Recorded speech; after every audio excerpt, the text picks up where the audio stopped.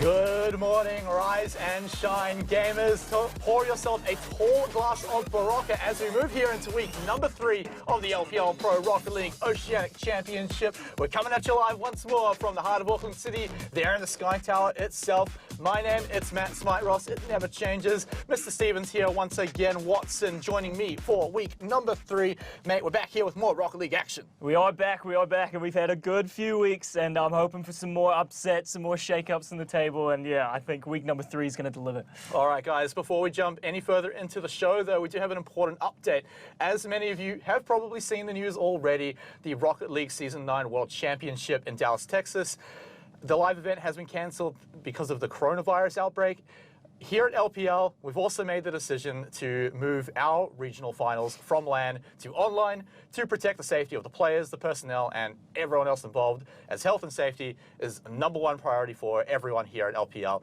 Of course, though, on top of this, a little bit of a shining light is the fact that because of the cancellation of Worlds, Psyonix has hooked up our region with $25,000 additional in prize pool, so that's going to be pretty sweet for the players to play for as well. So, while of course we're all disappointed about the news, we're still going to get plenty of Rocket League games here in our region. So, Stephen, I've got to ask you now, after all of this, let's rewind a little bit. Let's take a look at I didn't know what you were going to ask. Yeah, I thought you were going to ask if I had Corona, but yeah, we'll leave it right. at Well, I mean, you wouldn't know yet. No, so I wouldn't. That's all right. But let's move in. Week number 2, we had, like you said, some upsets. We also had some pretty expected results, but let's take a look at some of the highlights from last week, because we kicked things off with a bit of a revenge match, Canberra Havoc versus the Renegades.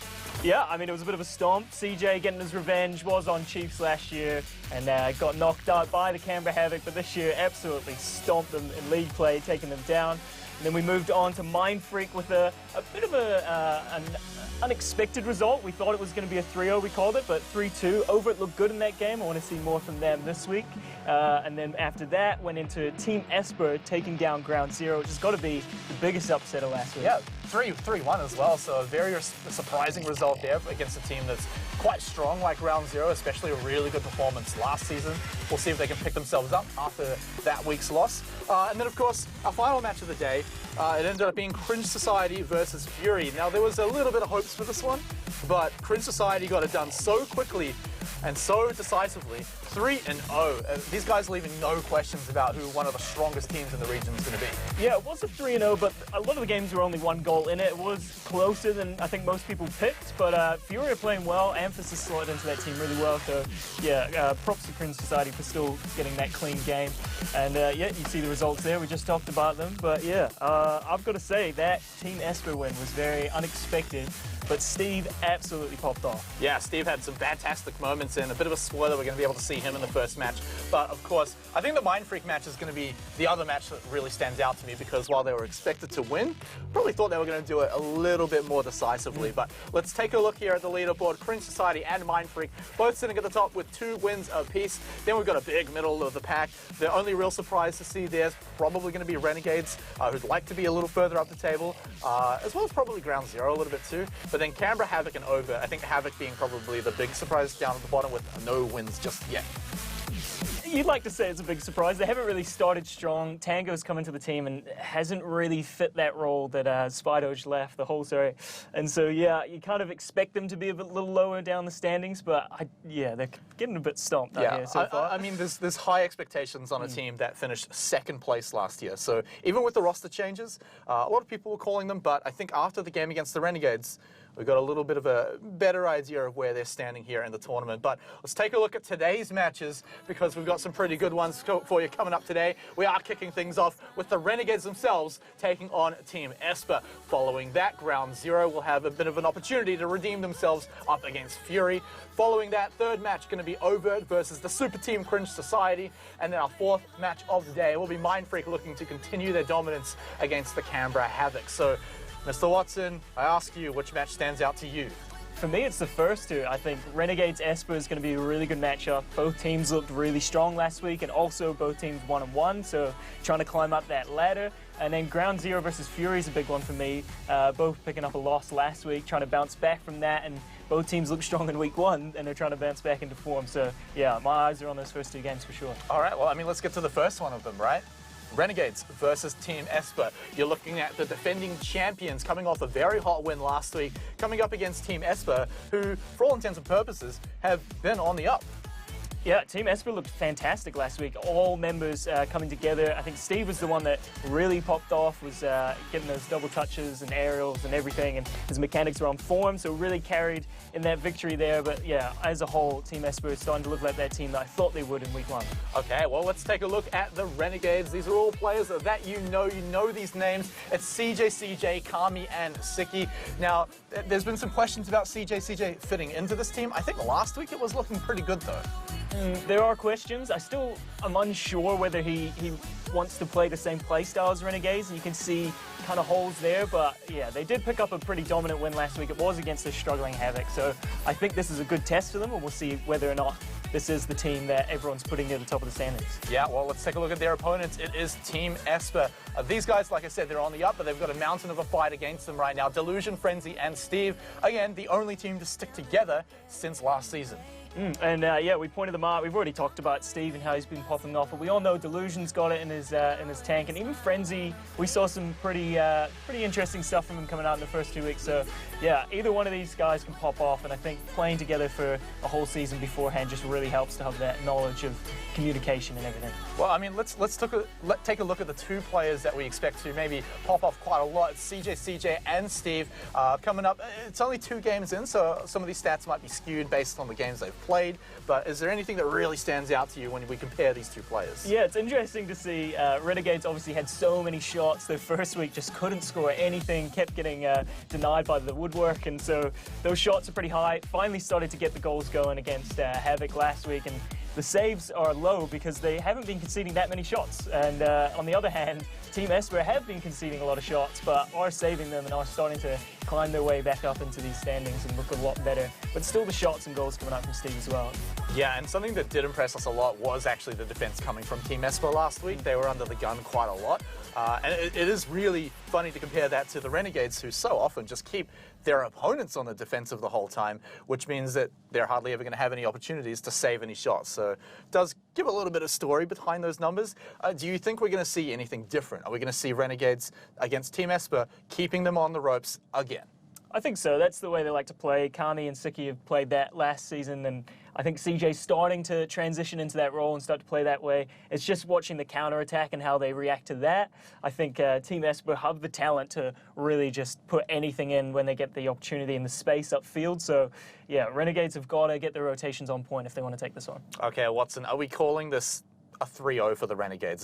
Is that what we're expecting here? Not at all, not at all. I think this is the closest match of the day. I could see a 3-2, but I always call them wrong, so maybe it is a 3-0. So, okay, well, then another question. Do you see the world where TeamEsper win the series? Definitely. If they play like they did last week against Ground Zero, I can 100% see them take this out. Renegades have struggled, looked better last week against Havoc, so can we really say much about that? Havoc are looking like a bottom place team, so if Renegades want to be near the top, they've got to take down TeamEsper, who are, I would say, middle pack of the team, maybe upper bracket, upper team, top 4. I think they could make it to the finals. Yeah, they are looking good. And so this is a real test for both teams. I think this is a good indicator of how the season's going to play out for both of them. Yeah, and so, I mean, we keep talking about TeamEsper and their win last week against Ground Zero. Before that, the only other team we've seen them play is Cringe Society. And while that series did not go their way at all, it does kind of show that we've only seen them against a team that's potentially #1 right now, and then Ground Zero, who they've upset. So, I mean, maybe we haven't seen the whole story. I think Renegades, like you said, maybe might give us a really good idea of where these guys sit. But I think, can you really compare, on the flip side, the Renegades, their win and their loss? Because it felt like they just weren't on form, weren't showing up in week #1, and then they came back with a vengeance in week 2. Definitely. This is going to be a good test for them. And even last week, we saw them struggle to put a lot of shots away. So hopefully they practice that. They've had some shooting practice. They've warmed up. This could be a game where they put everything in and nothing misses. So, yeah, I want to see how these shots turn out. But I think an interesting thing to note is that TeamEsper lost against Cringe Society, but that's a team that they didn't know how they like to play. It's an untested team in this league, whereas Renegades, they know what they're up against. They know how they're going to play out. So we're going to have to see how this happens. Well, in traditional fashion, we kick the whole match off with Renegades straight away getting aggressive, straight away keeping it past that halfway mark, and I feel like we're going to see this quite a lot. If TeamEsper can start to steal the ball away here, which looks like they're starting to do, maybe they can get an attack rolling. But so far, it's been pretty slow. Yeah, didn't get the pitch there, Delusion, but might snag it in the midfield. Does not. Leaves it for Frenzy, passes it down to Steve, and buys a little bit of time, but Renegade's going to start to mount their attack for sure. And you've always got a member of the Renegades waiting at the halfway mark. Finally, we see TeamEsper get a good push and actually steal the ball away in a few 50-50s. If they can steal it away here, then they could keep that attack going, but the Renegades secure it and actually start sending it back towards the net, and now they're primed up looking for a good attack to go. Interesting little save by Frenzy there. I thought he had the boost to get it, but it looked like he was just caught up in the air with nothing in his tank and had to just knock it against the wall. Why so much pressure for Renegades. The demo coming through there for Kami as well. Wins this 50-50, but Steve's there to clean it up. Yeah, and that could have been a good pass, but with Steve there to keep things alive, we still remain with not a point on the board just yet. Renegades finally back onto the defense here. TeamEsper are actually giving it back to them a little bit, but their attacks are being shut down so quickly. CJ almost in position to take a shot there. Sicky looking for one as well, but all members of Esper have held strong and have pushed it back, and CJ is the first member to rush back. I would have liked to see Delusion take that there. Does go for the demo, followed through. The pass down to Steve is good, and that's 1-0 lead for TeamEsper in game number 1. And a great little setup coming from the guys that have stuck together for a whole year. They've gone in with the plan, they've got the bump on the goalie, they've got, of course, the shot all beautifully set up. I mean, it's just picture perfect. That was a nice play, yeah. I thought Delusion was going to pull out, maybe rotate and expect the pressure come from Renegades, but they just brought it to them, got the demo. Delusion going for a bit of a jump there, but Kami just fakes them out. Yeah, it was a great play from them. Steve just putting the shot under the keeper as well. Great placement. It was all around perfect. Yeah, and we're continuing things off with Esper keeping the attack going, keeping on the blue side of the field here. And you can see Steve, he's rotating back just a little bit, waiting for the pass here, wondering where the ball is going to go. Esper actually winning a lot of these 50-50s here. Finally, we get one won by CJ, so all of Esper has to start rushing back. Sicky setting things up off the backboard. In fact, just cleared down to the center field. Do we see Renegades go for the shot? Doesn't look like it as Esper clear it back. Renegades passes just not finding the mark there. I think it was Kami trying to knock it down for CJ or the other way around, and it was just a little too high and he had to use everything in the tank, and it just took all the speed out of the attack. But here comes Kami, gets the 50-50, but neither side really winning it. Sicky wins that but gets demoed. They keep it up here, but Frenzy's just going to clear that with no problems. Yeah, I mean, Esper do the important thing, which is just keep it out of the Renegades' hands, make sure they can't take any good shots. It works out for them. Renegades are still going to start pushing back here, and everyone's just fighting for the ball, and like low-key, I kind of love it as well. Esper still fighting for this one. Going to go up into the air. Delusion should be able to clear this one away. Actually bounces over the Renegades' head, but it still remains in their side of the field. Steve was going to clear it there, but I think it was CJ got a key bump on him, stopped the clearance, and all this pressure's just come from that one little bump. A little miss there, but Kami's shot goes wide. Sicky tries to clear it up in the midfield. Yeah, and Renegade's starting to get a little sweaty here, starting to get desperate to get that 1 point on the board to even things up. But it looks like they may be able to find that point right now. Delusion trying to rush back, and it wasn't cleared over to the net in time. Esper might actually have a good opportunity. A lot of Renegades did rush up for that attack, but they get back in time and actually may even be able to start their own attack here. Yeah, double commit coming there. The communication not coming through, but the rotations are there. CJ's shot does beat the keeper. I thought it was going to be a 50-50, but it looks like he just got there first. Yeah, as we take a look at it again, he moves up, bumps the ball, and just no members of Esper really in position. I mean, just hanging above the goal. Kind of need to be in front of it. Steve was there, just missed it though. Put too much in his tank and went past the ball, couldn't correct himself in the air. And CJ takes an easy goal to tie up the score, and it kickoff shot goes against the post. I thought it was going to go in, but the pressure's still on here. 3 members from Renegades up. Sicky goes for this, but it's denied by Frenzy. Yeah, they're still in trouble here as the 3rd member of the Renegades does rush up. But with all of that, it looks like they've got to go back, get a bit more juice as it bounces towards the net. Just a little wide though. Sicky's going to rush for this one, send it back to the Esper net. Actually passes it over, and it's going to be enough for him to take the shot from the halfway point. What a shot from CJ here, 2 in net, and manages to find the angle to put this in. Great little pass from Sicky, knows where his teammate is, and Frenzy just couldn't get to it. What a good pass as well. Just a great play all around there by the 2 members of the Renegades, just being on the same page. And now 1 point ahead, 1 minute remains. Esper, now they're the ones that are starting to sweat, and they've got to rush to get a point on the board. Yeah, with a minute to go, I thought TeamEsper were in the lead in this game, but there it is. It's tied up again. Could we see this go into overtime in game number 1? We said it would be close. Wow, what an important goal to get, and just sort of out of nowhere as well. You see Delusion just sees his moment, thinks he can get to the ball first, wins the 50-50, and just perfectly even things up. I mean, we said a minute to go, now it really is a minute to go here. Both teams Would love to get that third point on the board, but I've got a sneaking suspicion we could be seeing overtime. Yeah, both teams quite evenly matched, having their opportunities, having their attacks and pressure from both ends. But here, a little worked play here from Sicky, but couldn't quite find the pass. Does win it in midfield. No one's really there to pick it up, and it should be an Esper ball. Oh, Sicky's pass was so good, but it wasn't finalized at all. Missing that 50-50, although no one really gets it. And so the Renegades get there first, starting to push it over, looking for their shot as well. But just so much disruption coming out from Esper. They don't want the Renegades to have any semblance of possession. Delusion's getting that first. Sicky wins the 50-50. Steve's up here for the redirect. What a redirect. Is it good? No, Kami's there to knock it away. Wasn't enough power on it. Frenzy will clean this up in the midfield.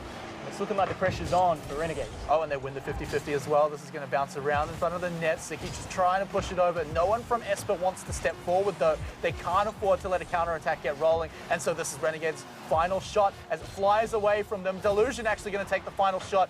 It is easily kept out by the keeper, and we go to overtime. Overtime. We said it'd be close, and it's looking like it. Maybe my predictions are finally coming true. Well, let's see how long this overtime lasts. We've seen long overtimes, we've seen short overtimes. Renegades generally on the longer ones though. So let's see what they can pull out here against Esper, who in the final minute, I've got to say, very smartly, they started playing quite defensively, but being quite aggressive now, bumping the goalie around, just barely missing that shot too. I think Renegades have had enough time, and missing that shot means that they're going to start getting their shots going. Yeah, a bit of an awkward attack there. You saw Kami just flat-footed in net, but Sicky just air dribbles it and just dunks it on 3. I want to take a look at this from Sicky's point of view, a little closer here, because he just just... the foot reset. Oh my, that was beautiful. I didn't see it, so there it is. Wow, Sicky absolutely putting his team on the back there and winning the overtime for Renegades. And he just caught TeamEsper completely by surprise. None of them expected them to flip it there, I imagine, and just managing to catch them completely off guard, redirecting the ball, and Renegades edging out a 1-point victory here. I mean, this is, again, it's an expected result on paper, but then you look at the scoreline and you're like, is this a bit closer than we were thinking? Well, this is how close I thought it would be. I wanted to see some overtimes. We're starting to get it already. I think that Renegades are showing that they can put the ball in the net. Over the first 2 weeks, they did struggle, but yeah, only a few kind of post shots here, but we'll claim them as passes. That's how they kind of like to play. Yeah, but I like the fight from Team Esper as well. I think they're not out of this game at all. Yeah, I mean, Team Esper have been playing very aggressively when they're in the defensive, right? They're sitting back in their half, and they're just not letting Renegades have a good hold of the ball. They're constantly fighting for it. They're also not giving away too much of their boost either, which, I mean, you mentioned that a lot, is very important to do against the Renegades because they will run you dry. So Team Esper, yes, they're putting up a good fight, but now we're going to talk about the goal scoring. They've had one good one. They had another good power shot. Yeah. Is that enough? I mean, is that enough to say, like, we might see more goals coming out from them? You take those. Yeah, I mean, a goal. You take them, but do they suggest that Renegades are going to let any more through at all? Well, I think it's coming from pressure. I think Renegades are a team that does struggle when they are put under pressure. They like to just keep the ball and keep possession and dictate the game for sure. So when Team Esper did bring it to them, we saw them catching a lead in this game. But when we saw the overtime, they were a lot more passive. They didn't go for the save quick enough. Steve there with the flip reset off kickoff. But Delusional just put it in, and there it is. There's the pressure immediately to get a 1-goal lead. I mean, right from the get-go, I mean, a fantastic kickoff, and it gets cleaned up as well. Delusion zooms in here from the halfway mark, knows that the Renegades are, like you're saying, under pressure, and it's one of the best times to strike them. 9 seconds in, and we're already on a 1-point lead for Team Esper, although feeling pretty familiar to last game. Yeah, we'll have to see if they keep up this pressure. Steve here will win it in midfield, but no one to clean it up. And now CJ's got a shot, but Frenzy comes out to it. That's the decisiveness I like to see from the defense. And it just shows the aggressiveness. In fact, almost taking a shot there, but they'll fight for the ball, fight for it when it's in their half, and even go for these risky 50-50s where if they miss, then it's just an open net. But we continue as they're finally on the attack here, and they're finally keeping Renegades a little under pressure. Let's see if Renegades are going to fight for the ball here in their defense. They're being a little more patient, but still going for these 50-50s. Esper already getting some chances with some 1v1s, not getting the better of them. We see a demo there from somewhere on the field, so it's a 2v3 to 1 team, and it looks like Renegades almost got the best of it, but no.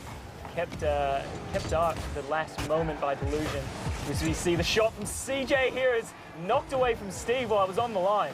Yeah, they keep it in the other half. The Renegades are keeping the attack up, keeping the pressure going. Kami takes a shot. It's saved once again by Esper. And is this the time for Renegades to go back? They say hell no. And Kami sticks around, trying to fake out TeamEsper. You can only do it to one member, though, as they continue to clear the ball. But look how much pressure Renegades get when TeamEsper start to take their time. They start to mount their attack. They know the positions. They know where the ball is going to go when it's cleared. And so it's just a relentless attack, and it's just kept in your half for so long until they starve you out of every resource and finally make you force a mistake.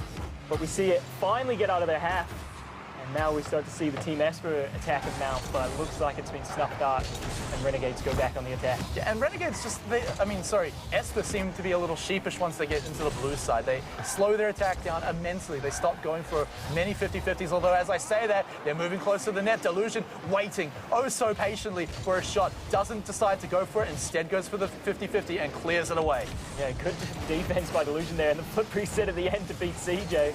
It just bought his team a lot of time to rotate. They were all kind of caught up at the top of attack, but here we go. CJ with the shot is blocked by Frenzy. Where's the cleanup? It's not there. Demolition's there. Siki will clean this up. And what an important demo as well, is cleared right in front of their net as well. They had all the opportunities to take that shot.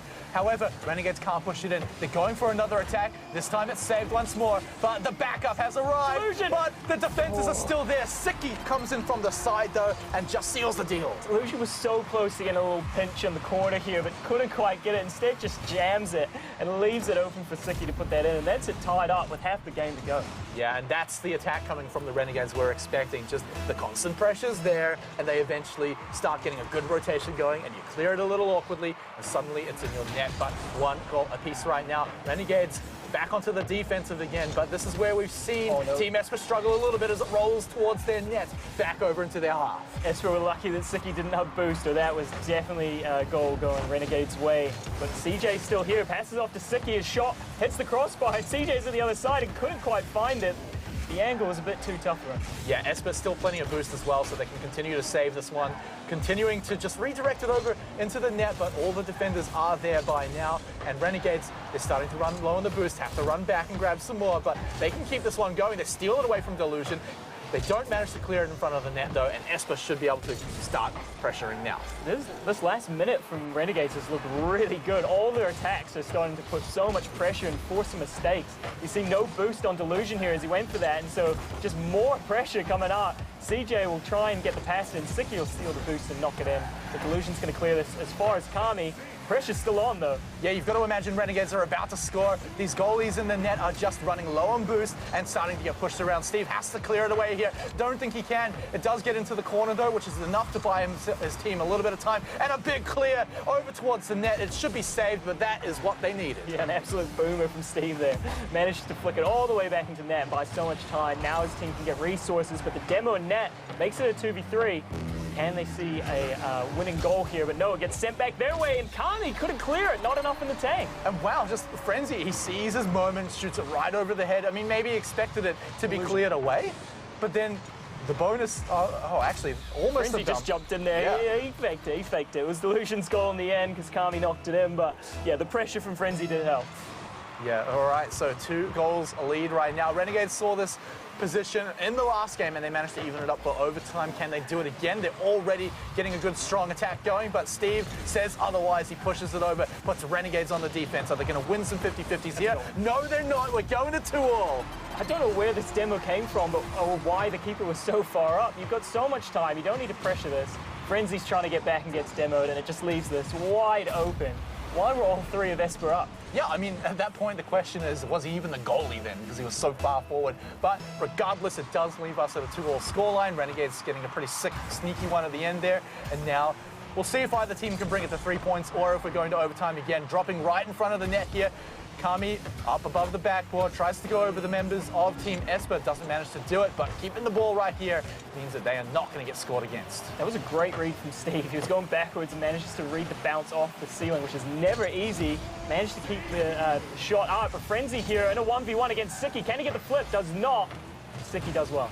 Yeah, Steve's still sitting in position as well as All members of Esper have now moved up. He's got 10 seconds to maybe take a shot here. But once more, we see Esper going on the defense, moving nice and far back here. They might be looking to take one more shot. Are they looking to keep it in the air? And it looks like they are, redirecting it over towards the net. Renegades as well, redirect it to the ground instead. It was close. I thought we would have saw a 0-second goal there, but Renegades doing enough in the defense to make it go to overtime once again in game number 2. We'll see who gets the better of this time. The shot going wide. Kami will try and clear this, but only gets as far as Delusion, who knocks it down to Steve, and he puts it in, and that is a 10-second overtime going the way of Esper. Wow, and it just flips right over to Team Esper's side as well. I mean, you see Delusion come in, a bit of a dream shot, but he knows that if it does bounce off the back, he's got teammates to set it up and send it in to win the overtime and even up the series entirely. So, Renegades defending champions, Team Esper, the only team to stick around. And now they're evened up. They are evened up. This is turning out to be a great game. I wanted to see a close game. 2 games with overtime. It's one apiece now. I'm sure we're going to see a game 5, Smite. I know we will. Yeah, and this is surprisingly the series that maybe not as many people would have called to go to game 5, especially before the season even started. I mean, you're looking at, cool, defending champions, Renegades, they've always done so well. How can they lose? Then you've got Team Esper, who last year, Max's Rancid Rats, had a, I mean, let's say mediocre performance. For sure. Could have been worse, but certainly could have been higher. better. Yeah. Yeah, and so you come in here now and you're like, okay, cool, these two teams against each other, sure, Renegades win. But now look at it. It's Renegades slipping a little bit and Team Esper just playing on top form, and it's so close. It's so close. It is very close. I think I was the only one with the big brain call there. You probably called it as a 3-0. I think you did before we went on air, so I'm calling you out here. Don't tell everyone, come on. But yeah, I'm glad this is going close, and I'm glad it's going to overtime. You can see how evenly matched these teams are. I think it's just the difference between one team playing together for so long and another team having great players and star performers. Yeah, so we just have to see who kind of actually crawls the way to the top in this match. I think so far for me, Renegades have looked better on the attack. They've just been shaky in defense. Yeah, and Team Esper, they've been weird when they get over to the blue side, and we might get a good chance to see that right now.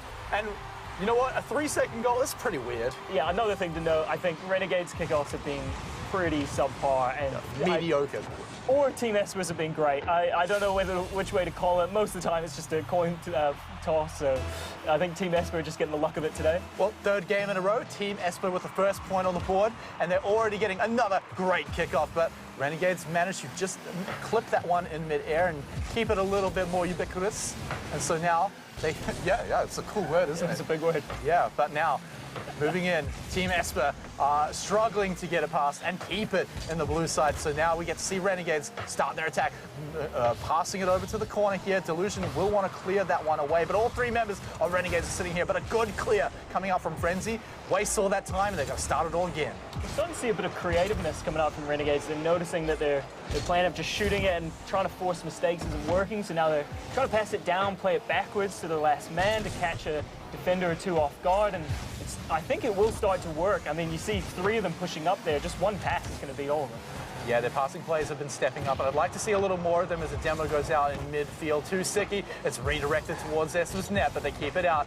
Frenzy was looking to a redirect into the net, but now we're starting to see Esper get a good attack going. If they can move in and take this one, Steve just not high enough. He's got teammates though off the backboard. Is there a 3rd member? It doesn't look like it. CJ bumps into the ball. Esper keep it over on the Renegade side. Can they win this 50-50 and clear it over to the net? Are they looking for a pass? Kami denies it. Siki, though, with the 1v1 against Delusion, just goes for the shot instead of trying to make something of there or pass it down to CJ, who's up with them, and now the pressure's coming back their way. This is going end-to-end, but it looks like Team Esper's getting the better chances here. Yeah, Frenzy gets a good clear, but it's right into CJ, but he catches it, dribbles it on down. Can he beat out Siki?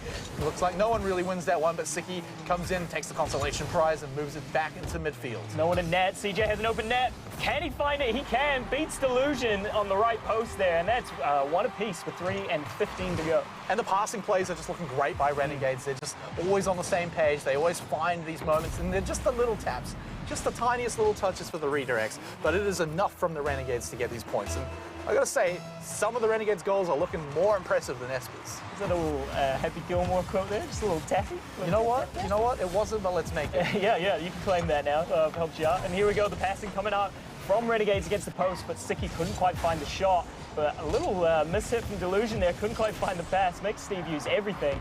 Now the pressure could be coming back their way because of that mistake. Yeah, well, he does manage to refuel the tank there out of boost, and Frenzy's going to get a decent clear over to the corner. Renegades have looked pretty strong in the corner lately, though, so you have to watch out for their passing plays. Does go over Kami's head, though, and it looks like Steve trying to push it around here, passing it over, but if the Renegades can steal it away, it could be a disaster for Esper. But what is not a disaster is taking that shot, but it does not go in. It is saved by the Renegades, and they get a good clear, and they get it back over to the Esper side. I love seeing Steve be that one man against three in the defense because he's such a nuisance. Just gets these awkward little touches and somehow controls it and just beats up players when it almost seems like he's not trying. And it looks like he was just doing it before as well. CJ going for the redirect, but Esper catch it nice and clearly. Steve steals it away from CJ in mid-air, and it goes right over. Actually trying to steal that one too, but doesn't quite get it in time. Ooh, a little miss hit there, and this is going to add a lot of pressure. Not much fuel in the tank for Team Esper, but Steve again being a nuisance, just buying a lot of time. See the shot there, getting blocked by Delusion, but it was going wide. And Renegade's attack, it seemed to have slowed down just a little bit here, but CJ is waiting to steal it, is waiting to take a bit of a shot as well. And despite Renegade's attempts, they are continuing to keep it there, but eventually Esper do grab it away, steal it away. A demo to Steve should slow it down though, and the Renegades should be looking to control the ball again. So Esper onto the defense here. Renegades looking to line up that shot, putting a good amount of power into it. No passes though. It means Frenzy can just clear it right to the corner. But it hasn't finished yet. Another good block though. Delusion keeps that one out, and it still continues. Kami looking to make it. The third one's the charm. Can he get it past the defenders? No, he can't. He's got backup, but this final shot should be the last one, and it's still blocked. Steve getting bumped by Kami there. I thought it was going to be a goal, but manages to correct himself and get that last-ditch save. Keep it scoreless with a minute. 1-0 with a minute to go. The shot here from Steve gets blocked from Kami, and now we'll see Frenzy try and win it in the corner. Does so. Can he find his teammates? No. CJ says no. Watson, this one's getting onto the wire now, less than a minute to go, and we may be looking at a team to skip the overtime in the third game here. It's Renegades putting the attack on. Siki off the backboard. Can he go for the double touch? He gets two touches, but no one's there to follow it up. It's got to be stolen away, and Kami does do just that. CJ off from the corner, looking to take a shot, but it's back to Kami to see if he can take a shot, and Renegades, Siki just waiting to steal this one away. With that one not stolen, I feel like it's Esper's turn to try and take their strike. Again, there was Steve just being awkward in his little air dribble there to beat Siki. He was expecting to go a bit lower, manages to win the 50-50 by going a bit higher than Siki could. And the shot from Siki is blocked by Frenzy. All the pressure's coming Team Esper's way because they're just letting Renegades have the ball. But they're getting so many good clears over into the corner, and it's actually rolling into one of their attacks. Yes, Siki is going to block it here, but it's going to be into the hands of Esper, who have all the decision-making, and so close to going into 0 seconds there. But once more, we're back to overtime. Man, I couldn't have called the closest series if it's going to be overtime in the first 3 matches. This is insane. The last overtime was over in a few seconds. Is it going to happen again here? Esper putting the pressure on once more. They've had some great overtimes, but Renegades hold strong, at least longer than 10 seconds this time. We'll see if they can get their good overtime going. CJ into the air, looks for the pass over to the midfield, and it's going to be Siki to catch it, but it is blocked again by the Team Esper here. CJ keeping it over, but he redirects it all the way to his net. Frenzy with the shot. Does get blocked by Siki. It was a good little 50-50 by Delusion there to win so much pressure, but looks like Renegades are going to get out of here, and now we'll have to see if Esper try and push up and pressure this, or if they just let them have the ball. It looks like it's going to be the first. Yeah, Esper are starting to shut down Renegades at the halfway point, but not this time as Siki rushes through. He gets a few meters past before he explodes in glorious death, and so instead, Steve pushes it back straight into the Renegades there, just to bump them all around.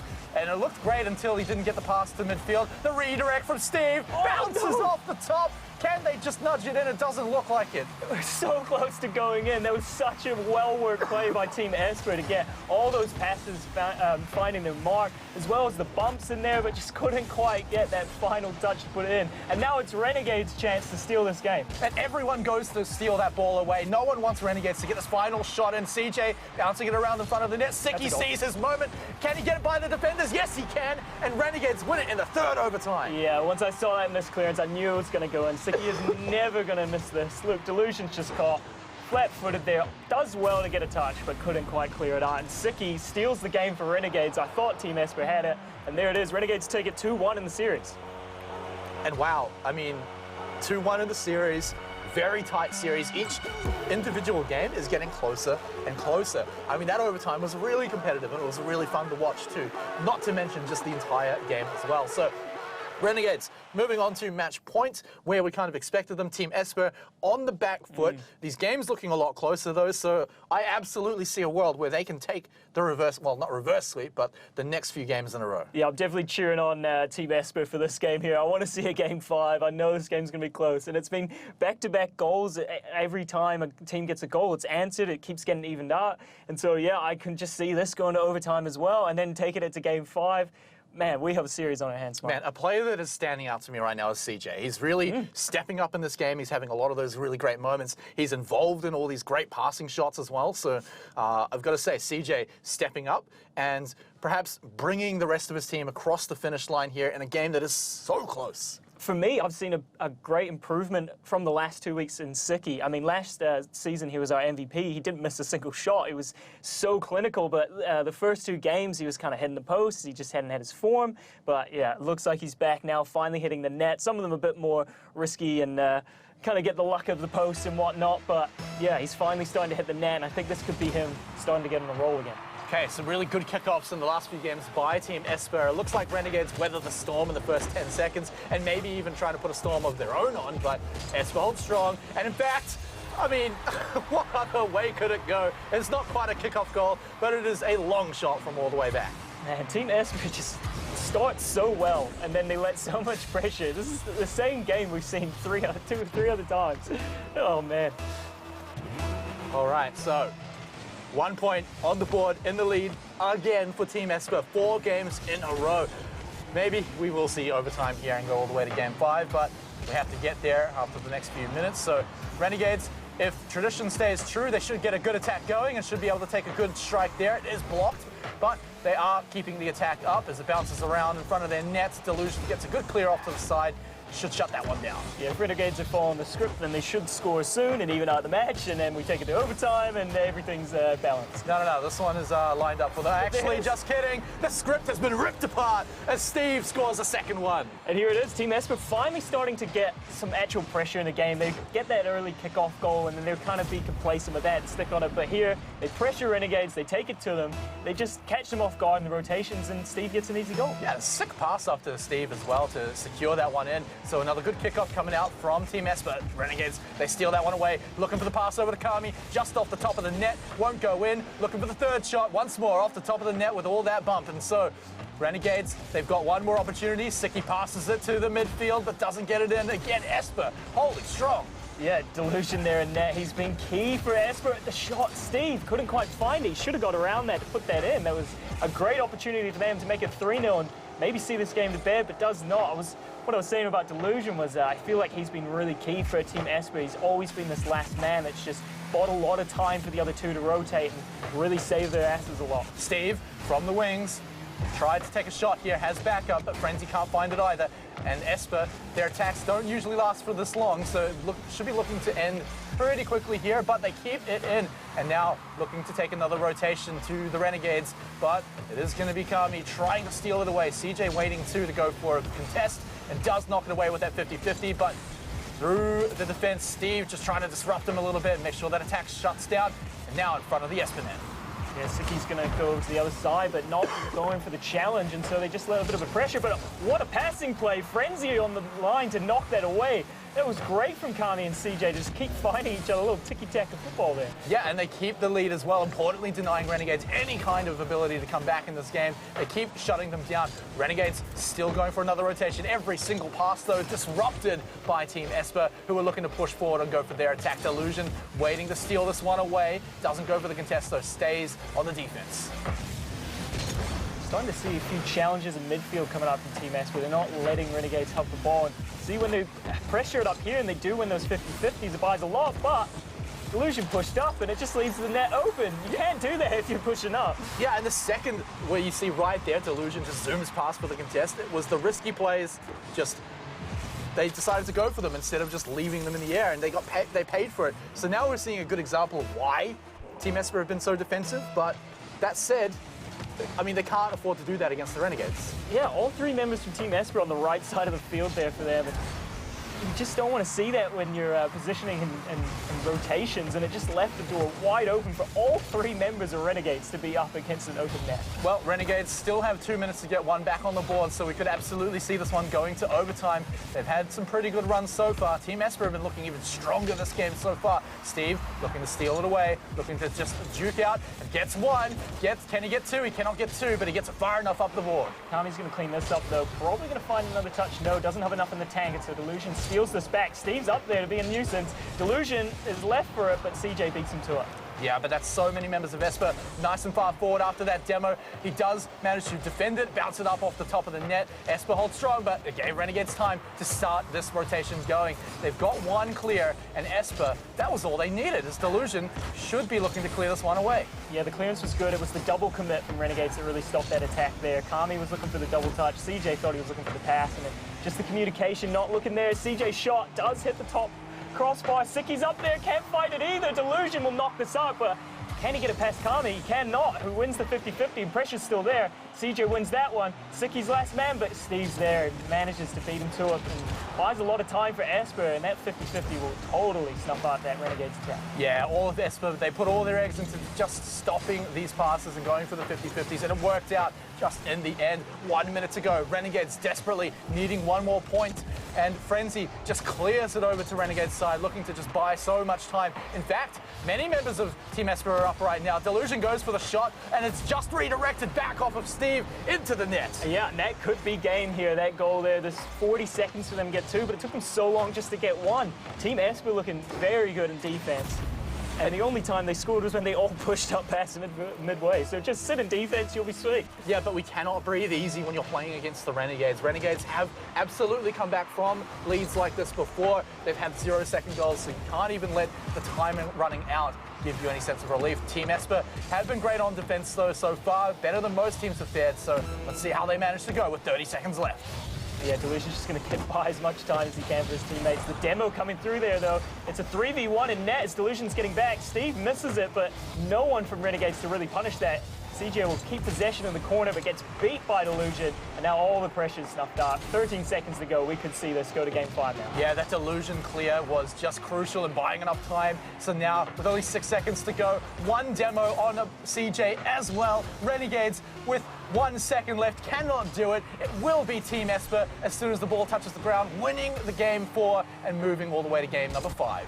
And the most decisive game in the series, the only one that hasn't gone to overtime, and a 2-goal lead from Esper as well. Great from them to just see this game go to bed, get that late goal there to fully seal it for them, and that's it. 2 goals for Steve as well. He's playing well. Okay, and Esper, I've used the term a few times, they're on the up and up, and there's no better way to describe it than that in this series right now. They have just gotten better every single game.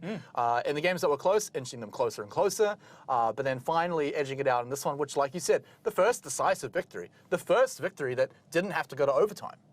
Yeah, I know. It's starting to show me that maybe last week wasn't an upset. If they're playing this well, they could just be better than Ground Zero. We could see them as a top 4 team and maybe even a top 2. I mean, the first week we can just kind of play it off as they didn't know how Cringe was going to play, but they do know these other teams, and they're starting to show that they kind of have a game plan against the big 4.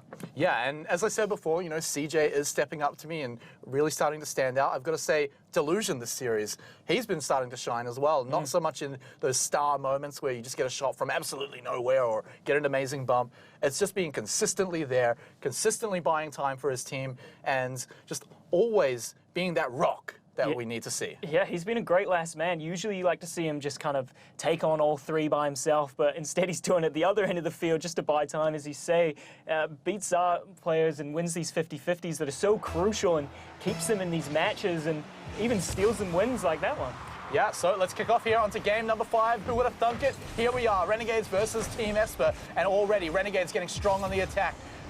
They do not want to lose another series. To go even further down the leaderboard here would be crushing for the Renegades. Team Esper, though, would love to pick up this upset. Did you say thunk it? Thunk it. Yeah. I don't think that's the word. All right. What should I say? Think? Thought? Yeah, who would have thought? As if that's a word.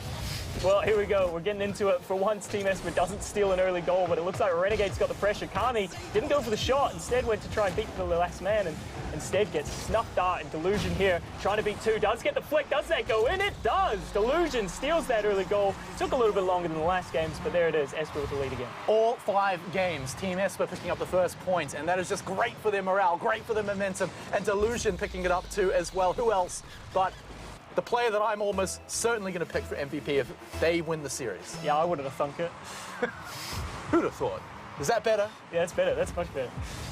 Doesn't sound as cool. Doesn't have as much meme potential. That's very true. And here we see it again. TeamEsper having great kickoffs, buying a lot of time for them, and getting that early pressure. Didn't mount to anything too much here though, and Renegades start to mount their attack. Yeah, well, this 50-50 from Steve. He wins that one out. Can he win another one here against Siki?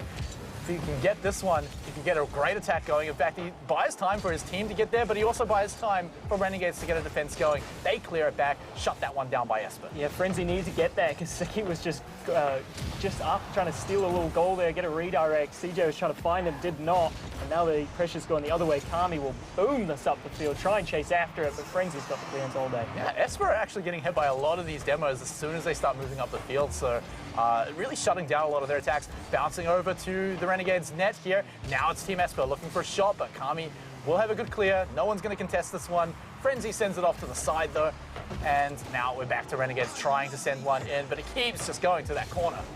Yeah, Renegade's not really getting in front of net. Usually like to see them put these shots on and try and force out the mistakes, but instead just kind of whacking it against the corner, being very one-dimensional. None of those passing plays were really shown off last game. We saw it in game number 3, but they've stopped doing that. It was working for them. Yeah, I mean, when TeamEsper just keep clearing your rotations over to the corner, I mean, what are you going to do? Go for those passing plays, and it would be great to see Renegades getting their first point on the board. CJ from downtown looking to take a shot, but speaking of downtown, it goes back over to the Renegades side, and now TeamEsper going to be fighting for this one, but no, Steve actually just going to rush back. Don't want to leave a counterattack, don't want to leave the window open for the Renegades. I can definitely see TeamEsper just getting a cheeky little booming goal where they just knock it over the 3 players that are pushing up so far from Renegades. I mean, it's been twice now we've seen 2 people commit for it, trying to stop it. And all it takes is just one mistake and it's going to go over and go in. CJ going to go against the goalies, can't quite get it done though. Siki going to stop the attack coming back from TeamEsper, tries to do it twice, but doesn't manage to steal it away. So now he's up in the air, he's passing over to CJ. These are the plays we like to see. Over to the left though, doesn't go in. Looking to get it into the center. Kami comes in and takes the shot from the left and manages to find the first goal for the Renegades. Yeah, Kami cleaning up there. It was a good little play, but I think the communication wasn't there. CJ was looking for the pass. Siki was just expecting him to shoot and try and take out the keeper, but Kami's there to clean it up. Okay, evening things up. 2 minutes to go in what could not be a closer series. TeamEsper had a pretty good game 4. They're looking to pull it out again here. Another great kickoff by them. They get it past CJ. They've got all the setup. It goes off the top of the net. Another nudge into the net and the bump. And the save as well from Kami keeps it on board for Renegades. Yeah, I might have to see how TeamEsper recover here now. Kami's pulling it up, but did it too slow. Frenzy with the misclearance puts it right in front of net. Steve will clear it up here. It's safe. Yeah, Frenzy waiting around patiently, looking for his strike, looking to see if he can send it in. Is there going to be a pass? No, it's just going to be cleared by the goalie. You can imagine Delusion going to go for the steal, going to go for the shot, bounces it off the net. And now it's into the hands of the Renegades, who have to go up against 2 goalies, and it does get cleared. We've slowed down again. Yeah, Esper really need their resources to score there. You saw Delusion couldn't get over the ball to really knock it down. Would have been a shot, maybe even a goal if he had the boost to get it, but did not. So we keep it at 1-1 with a minute coming up on the clock. Yeah, and actually, this is a bit dangerous here for the Renegades. It's going to be Frenzy who steals it away. Steve is also waiting to see if he can keep it over in this blue side, and he manages to do exactly that. But it's Esper actually pushing it back to the midfield, and now Renegade's going to be chasing it, going to be looking to get that one last goal as well. And you've got to imagine, what are Esper going to do? Another demo on them as they start to go for an attack. CJ sees his moment, goes up into the sky, but it sticks around midfield. Every time Steve's last man, I always think, oh, he's made a mistake, but somehow hits it and beats a man. It's like he's just got these awkward plays that come out of nowhere, and it's just putting the game off and putting Renegades on a bit of a tilt because they just don't know what he's going to pull out. It's great to see. Okay, that steal there by CJ keeps his team alive for a little bit longer. 30 seconds to go. Frenzy still waiting, just for his moment here, but he has to go back. Does not want to get Renegades a second goal on the board and send them into the victory as it bounces in front of the net. It's right there, and CJ gets it done to win the series, potentially. We have 15 seconds. I'm sorry, I'm excited here. There's 15 seconds left, and TeamEsper have been great on the kickoffs. I knew this was going to be a goal as well. You saw the players a bit too spaced from TeamEsper, and gives a lot of time in the air for Renegades to win that. The bump did come through on Siki, so he couldn't get the double touch, but CJ puts it in. Here we go. It's got to be a good kickoff here for TeamEsper. It's looking okay, but not as good as it could be. It does bounce around in front of them. Can Frenzy get it past it? He does! There it is. I think we're going to overtime. I don't want to call it because I just saw another, like, 15-second goal, but 6 seconds left on the clock. Oh, man, he almost got the bump there, which did actually put Kami off and just let Frenzy have a free shot. Wow, oh man, this is close. And Renegades' hearts must have dropped as they dropped the ball in the midfield there, just handing it to TeamEsper to bring themselves to overtime here. And now with 1 second to go, we've seen crazier things. It's not going to happen as Kami knocks it out to the side, to the ground, and to the overtime. Could you imagine if he put that in? That would have been an insane way to end it. But we're going to overtime. We could see some insanity. What a close series. What a fantastic series. A great way to kick off the day. And TeamEsper back onto the attack. We've had some great attacks, some great kickoffs. It's in front of their net. They've got to get a good clear, and they do just that. But the Renegades catch it at midfield. They keep it going. Kami just has to move around. Can't clear it. Goes for the bumps instead. Pushes the goalie right out of the net. And now you can see CJ waiting for the game-winning play. So is Kami. Do they go for a pass? Do they go for a shot? It's knocked out of his hands. Yeah, Kami keep going for the bumps though. All the pressure from Renegades, but 2v2 up here. CJ buys a lot of time. Steve can't get a good clearance, and now CJ's got a shot. Did try and find the pass to Kami, couldn't find it.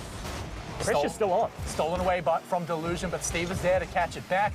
These 50-50s handing it back and forth between the teams. CJ into the air. Does he go for the shot? He looks like he's going to, but it gets clear to the corner, and the Renegades still cannot send it in.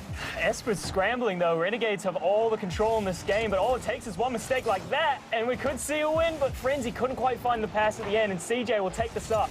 Tries to find Siki, but could quite not, and this is going to be TeamEsper's ball to clear. And Steve buys so much time for his team to rush back and then get there just in the nick of time to save the ball. Renegades have to steal it away here, but the 50-50's won by Steve. It's still in front of the Renegades net. Can they find a way to get it past the defenders here? But it's just knocked back by the Renegades, and once more TeamEsper have to defend. Yeah, these clearances from Renegades are so teasing. You want to try and commit to it, but then they beat you like that, and then it's a 1v1 like this. But Kami couldn't quite find the angle. Did go look for the pass on Siki, couldn't quite get the shot off. Kami now trying to find CJ.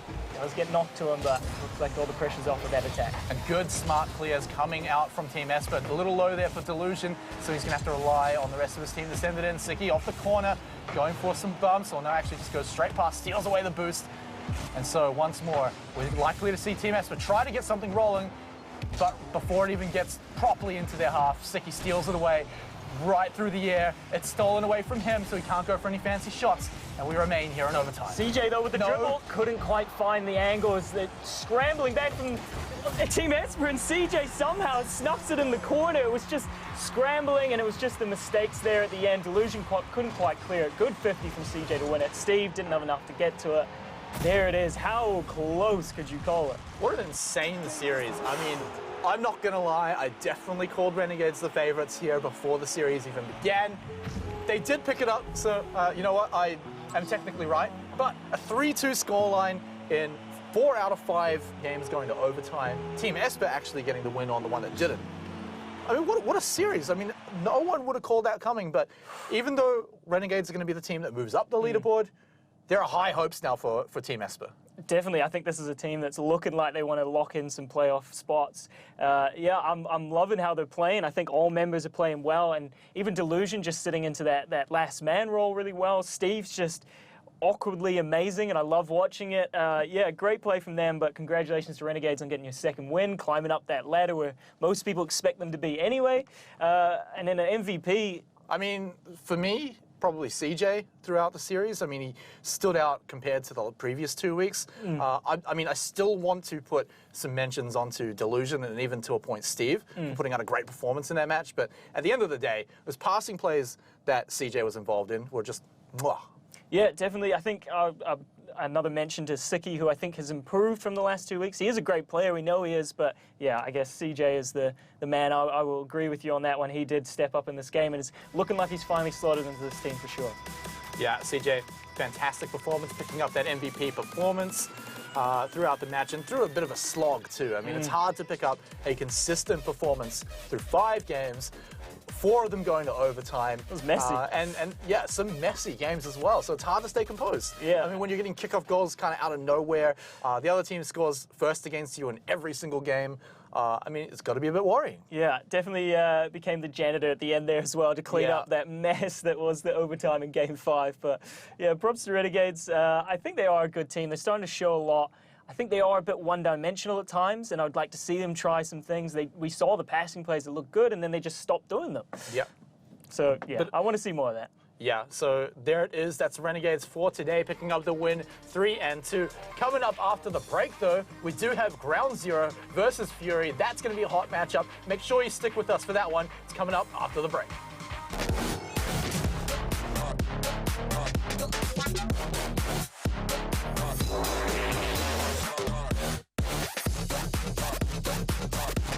And once more, we return with more Rocket League here for the LPL Pro Rocket League Oceanic Championship. We've just had one match done and dusted. Renegades picking up the 3-2 against Team Esper. Not the result that a lot of people were expecting for the scoreline, but Renegades taking out the win. I think a lot of people were calling that one. Yeah, you said it was one match, but it felt like 2, as with all the games, apart from one of them going to overtime and it just being a little bit of a slugfest. Great watch if you missed it. Definitely check it out. But after the other games we got, because I'm sure we have some more slugfests coming, this one included. Yeah, I mean, Ground Zero versus Fury coming up for this match. And Ground Zero, not a great performance last week. I mean, I'm sure they want to come back strong against this one. Fury, a bit of a similar result. So both teams coming off a loss. They want to come in strong here and pick up the win. Definitely, this is a team that I think Fury, not many people had up the standings. I know you call them a dark horse, but yeah, Ground Zero should be up there. And I think last week was just a misperformance. Esper looked great.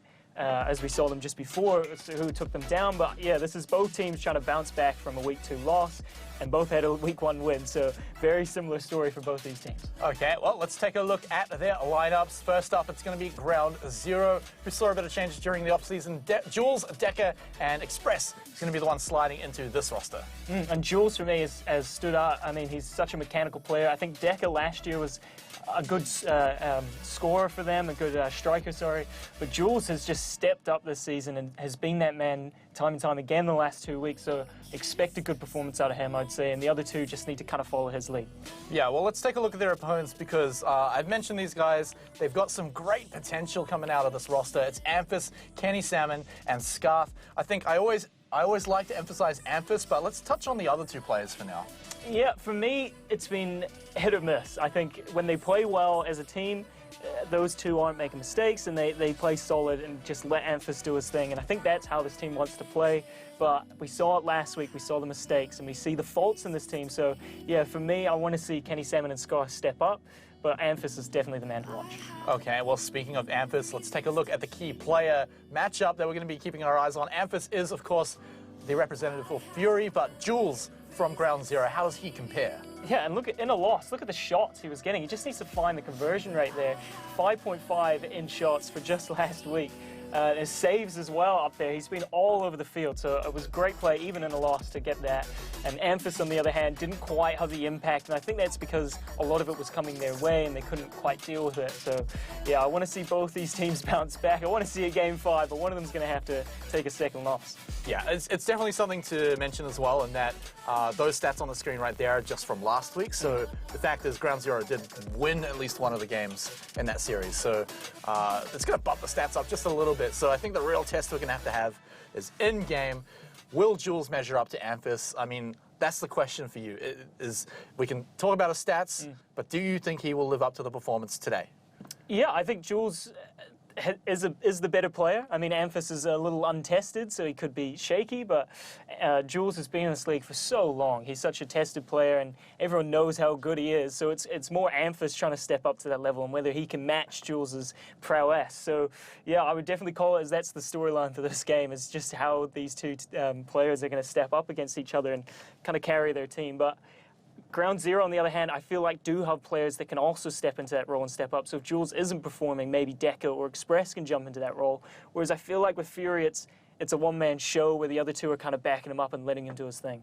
Yeah, I'd say that's fair enough to say for their lineup. So again, let's go back to the fact that both of these teams coming off of a loss last week. How important is it for either side to pick up a win here and move up the leaderboard rather than staying right there near the bottom? Well, this is the time to do it. I mean, if you want to make it to these the playoffs, you have to get these early wins and kind of get yourself a little breathing room near the top. So this one is very important. I mean, the first 2 weeks you can put down to nerves and, you know, the first 2 games of the season, but now there's no excuses. I want to see these wins. I want to see the teams play how they want to play. I want no excuses, yeah. Yeah, okay, so Ground Zero, right? Top 4 team last year as we kick off the game. They're going to come in here against Fury, who, like we were saying, a little untested. But let's forget all about that because we can start seeing the results right here and now. Ground Zero already getting a good kickoff and already looking to start sending these balls in. Yeah, and we saw at Ground Zero last season, they had such a dominant lead over the league. I mean, for the first 5 weeks, they were just at the top, clear and above everyone else, and then near the end is when they started to slip. So for them to start slipping early, it could be a sign of you know, bad things, but I want to see them bounce back here. Here's where they show, like, no, we are one of the top 3, top 4 teams, and yeah, this is definitely a game to show. Okay, well, Fury have started to send it back, and it looks like Ground Zero just finally started to get it out of their hands, sending it over to the net, and it's even redirected by Deca, but it gets saved at the last moment by Kenny Salmon keeping it in. But Ground Zero aren't finished yet, or maybe with that clear, they might be, as it goes over and is saved by Deca. No, it should have been a goal for Ground Zero, but Deca was the one that missed it. He went for the redirect and couldn't quite find the contact, which meant that it was just an easy, slow save for Fury to make. And Kenny Salmon with the demo clearing back there, but Express does enough to buy time for that. Yeah, demos not mean anything. We see Amphis try and win a 50-50 in front of net. Does not, and now Ground Zero looking to clear.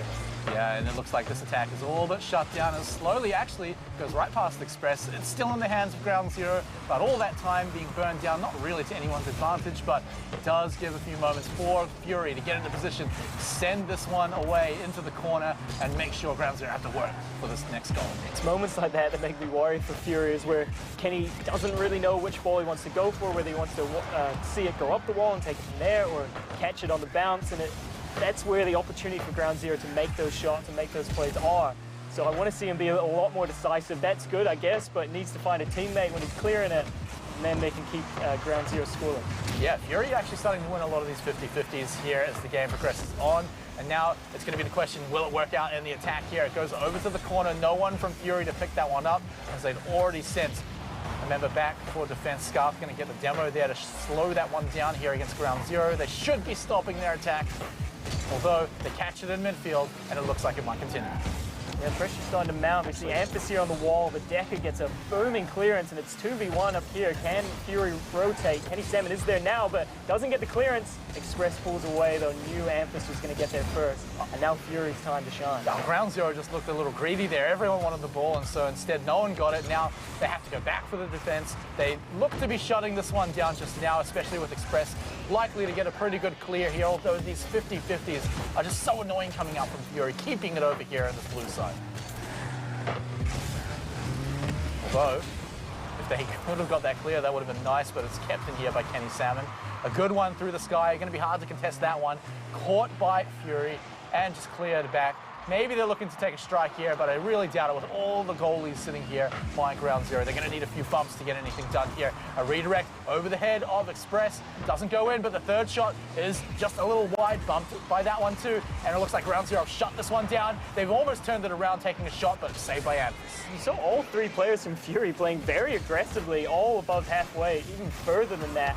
And so it gave a little bit of time for Ground Zero, but they couldn't quite get the quickness to get a pass Fury in the midfield there, and the rotations managed to come through and keep this game scoreless with 1:30 to go. Yeah, and both teams seem to be struggling once we get very close to the net. They don't usually seem to have anyone in backup, anyone to follow up a shot. Even these pushes coming out from Fury, there's 2 members back. They've got to rush all the way back there because they don't want Ground Zero to turn around in the last minute and get a goal. And so caught by Express here, that strike by Fury, it looks to be shut down pretty quickly because who's up here with Fury? Who's up here to follow it up? Fury's attack's looking very questionable, I guess I'll call them. It's just odd to see. No other team's really doing what they're doing, where they're just kind of sending 2 men to beat 1 player and try and win that duel and then get something from that. But it's odd to see, and it gives a lot of time for Ground Zero to get it out of their half. But here we see a little play from Amphis. Can he beat the one-on-one? No, just goes for the simple shot and gets blocked. Yeah, you don't usually expect Amphis to go for a simple shot, but it is blocked in the end anyway. Maybe could have gone for something else, but now Ground Zero, they can steal this one away. It looks like they can. Express, a little too fast for the double touch there. He does have teammates though, and they're looking to send it over, see if they can get it in, but Fury are fighting for this one. Although it is caught out by Express, who sees the ball. He's going to go for a shot here. Goes over to the corner. It is defended well here.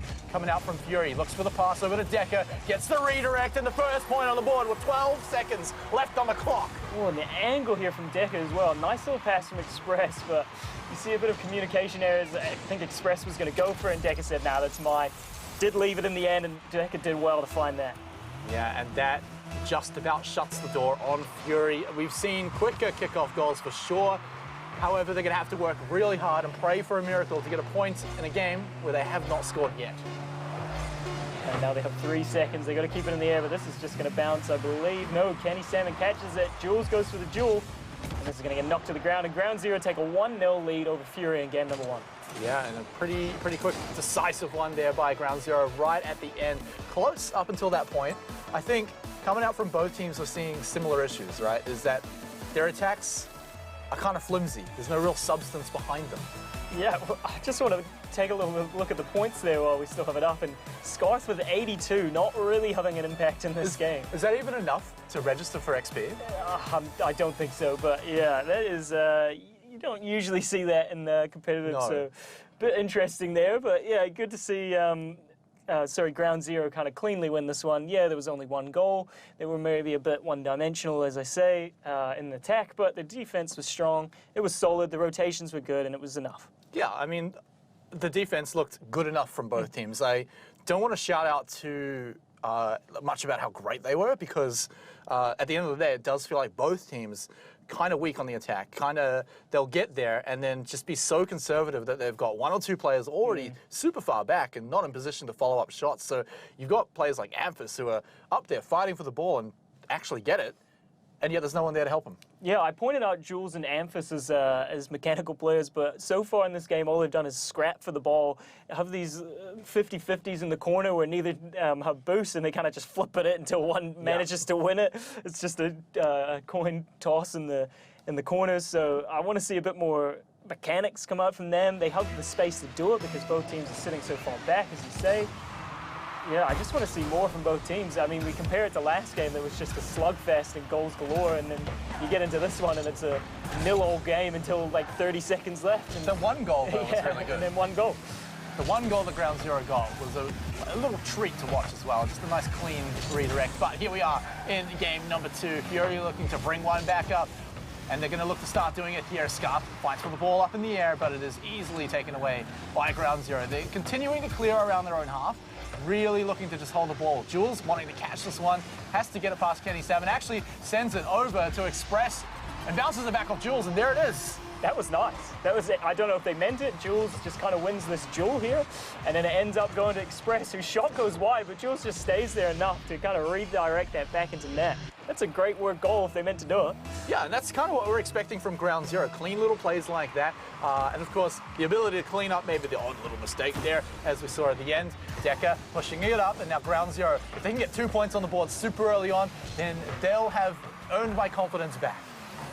Yeah, and with Fury struggling a bit to mount any real serious attacks. I mean, if the Ground Zero go 2-0 up, you could see them just start to run over this game, but they're still in it, Fury. 1 goal and all that confidence is going to come back. Yeah, I mean, I'm even still worried with the 1 goal for Fury, right? Because they struggled so much during It's the first game to get any kind of ground against Ground Zero and still didn't get anything. So, I mean, this could very much be a 1-0 game as Ground Zero, no one in position to actually send that one in. It's actually pushed forward by Fury. Maybe they're going to make me eat my words. A double touch off the top, and it's actually just bounced all the way back. It still continues, but Fury, you got to feel that one could have gone in. Yeah, it was close. I would have liked to see Amphis maybe play with Scarth a bit more. Scarth gave him the ball, and then he said, okay, it's mine now, rather than try and lay it off back, and it could have worked out well, but nice little passing play between Kenny and Scarth to get it up there. Yeah, it's actually pushed all the way back, and in fact, stolen away. Jules looking to take this one too, but Decker's in position to keep this one away from the nets. Poor Scarth, so close, but so far. Yeah, it's those scrappy balls again. I mean, Jules with no boost just flips into it, manages to really muscle out Fury from getting any attack going. Scarth will pick it up in the midfield here. Kenny Salmon awkwardly flying back to it, but doesn't really make any contact. Yeah, and now we're still seeing the results of Fury struggling on this attack, getting the final shots done. A good clear, but actually maybe not good enough as it bounces off the top of the net. The final shot goes in, and Amphis, it was dicey, but it goes in. Yeah, a little luck in the knock off the crossbar there, but good little pass from Kenny Salmon. Scarth going for the bump just means it's an open net. Probably could have done better with the shot, but it does go in, so I can't fault it. Yeah, and now we can panic a little less. Now we know that Fury can score goals against Ground Zero. So we've really got a game on our hands once more. The first one very, very close, only 1 goal difference. We could be seeing something similar here in game number 2.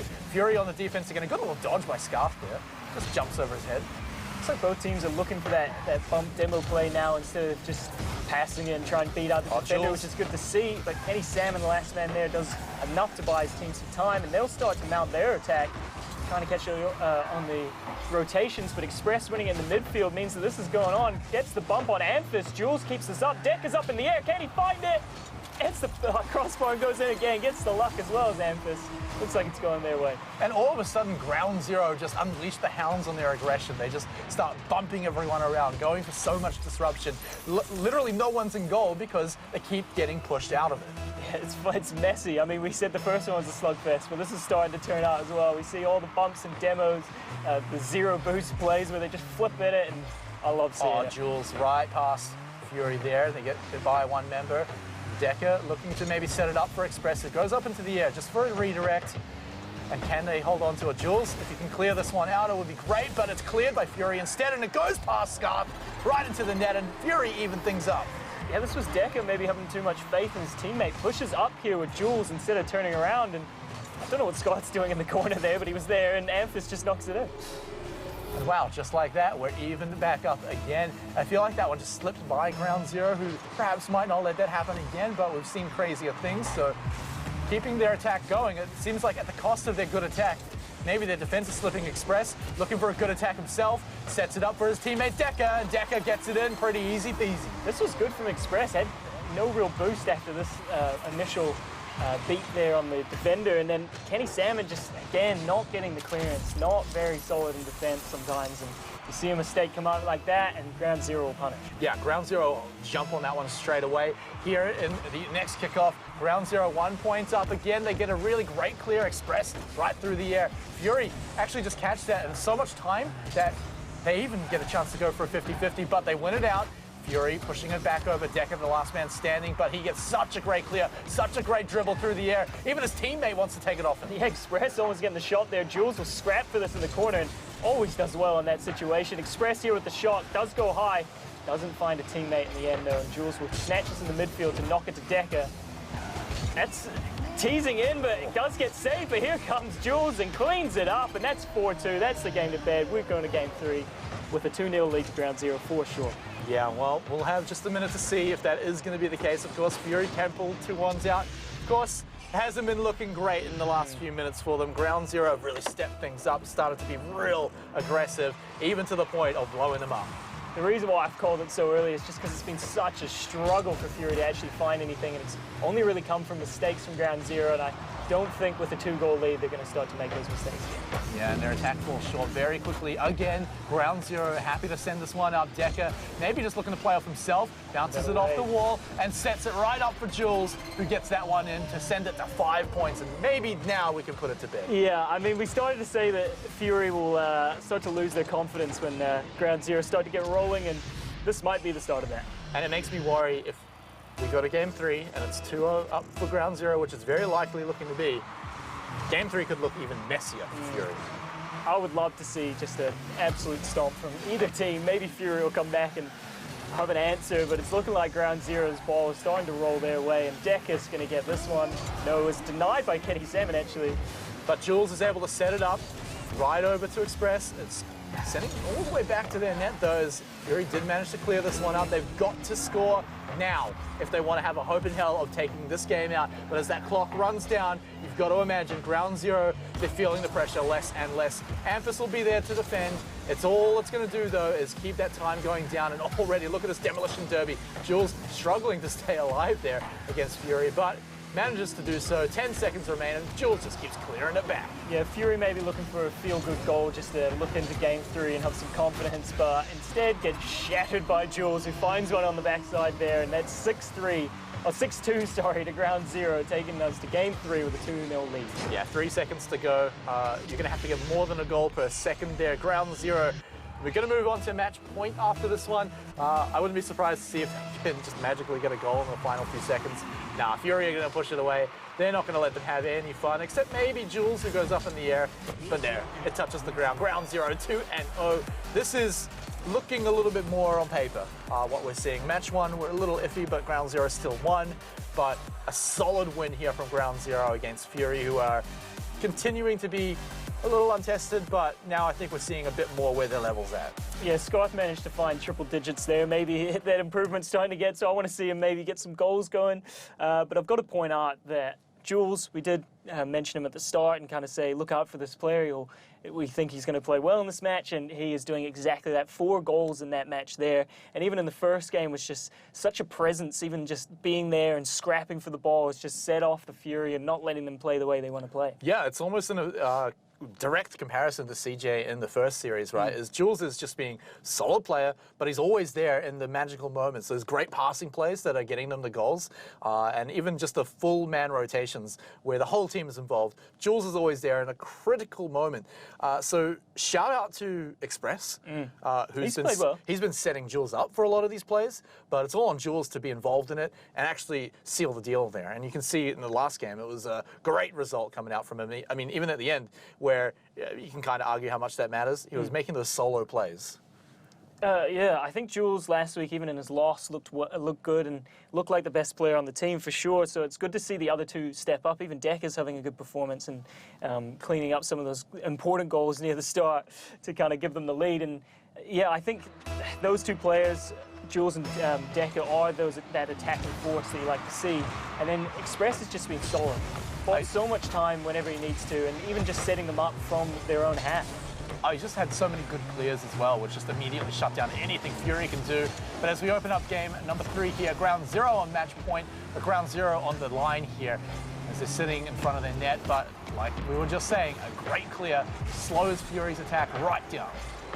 Yeah, but Express just scrapping it in the corner there. Does get beat, and even Decker gets beat on that one.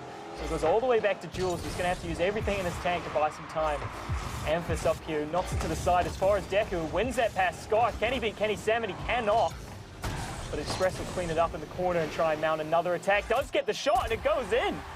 Wow, just manages to find it there with half his team still already kind of running back. Express just taps it in. What a weird little angle as well. So clean, though. And he's just through the air with excitement, getting the first point on the board for ground 0. And assisted by Kenny Salmon as well, who kind of knocked it down. I talked about those two players, and they need to clean up their mistakes if you want to see Fury climb up this leaderboard, but we're just seeing it time and time again. Those mistakes cost them so dearly. Jules almost getting lucky there and stealing a goal, but nothing coming of that one, and Kenny Salmon looked clear. That was a great kickoff and almost a great goal as well, but ground 0 just fall a little short of that one. But they keep this one going. Express going for the shot and just right past the first defender. No one else remains. 2-0 up to ground 0. Yeah, this ball's rolling and it ain't stopping. I think this is going to be an absolute stomp. We did call it just before the end of the last game that Fury needed to get that feel-good goal to kind of mount their attack and try and crawl back in the series and reverse sweep ground 0, but I don't know. I think this is a bit too tall of a mountain to climb. Yeah, and ground 0 is just showing their experience in these drawn-out games as well.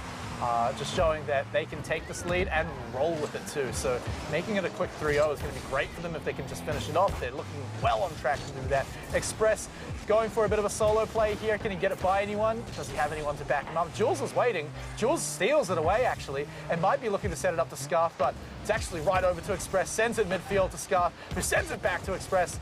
Someone's got to send it to the net, though. Yeah, they've got to send it to the last man who gets the shot, but just kind of buying time and toying with Fury here. You see Jules does find the pass to Express. It knocks it down to Decker. Shot blocked by Amphis. That was a well-worked play by Ground Zero, but no reward to see for it. Yeah, really risky play because they know that final pass could have been intercepted, and it was.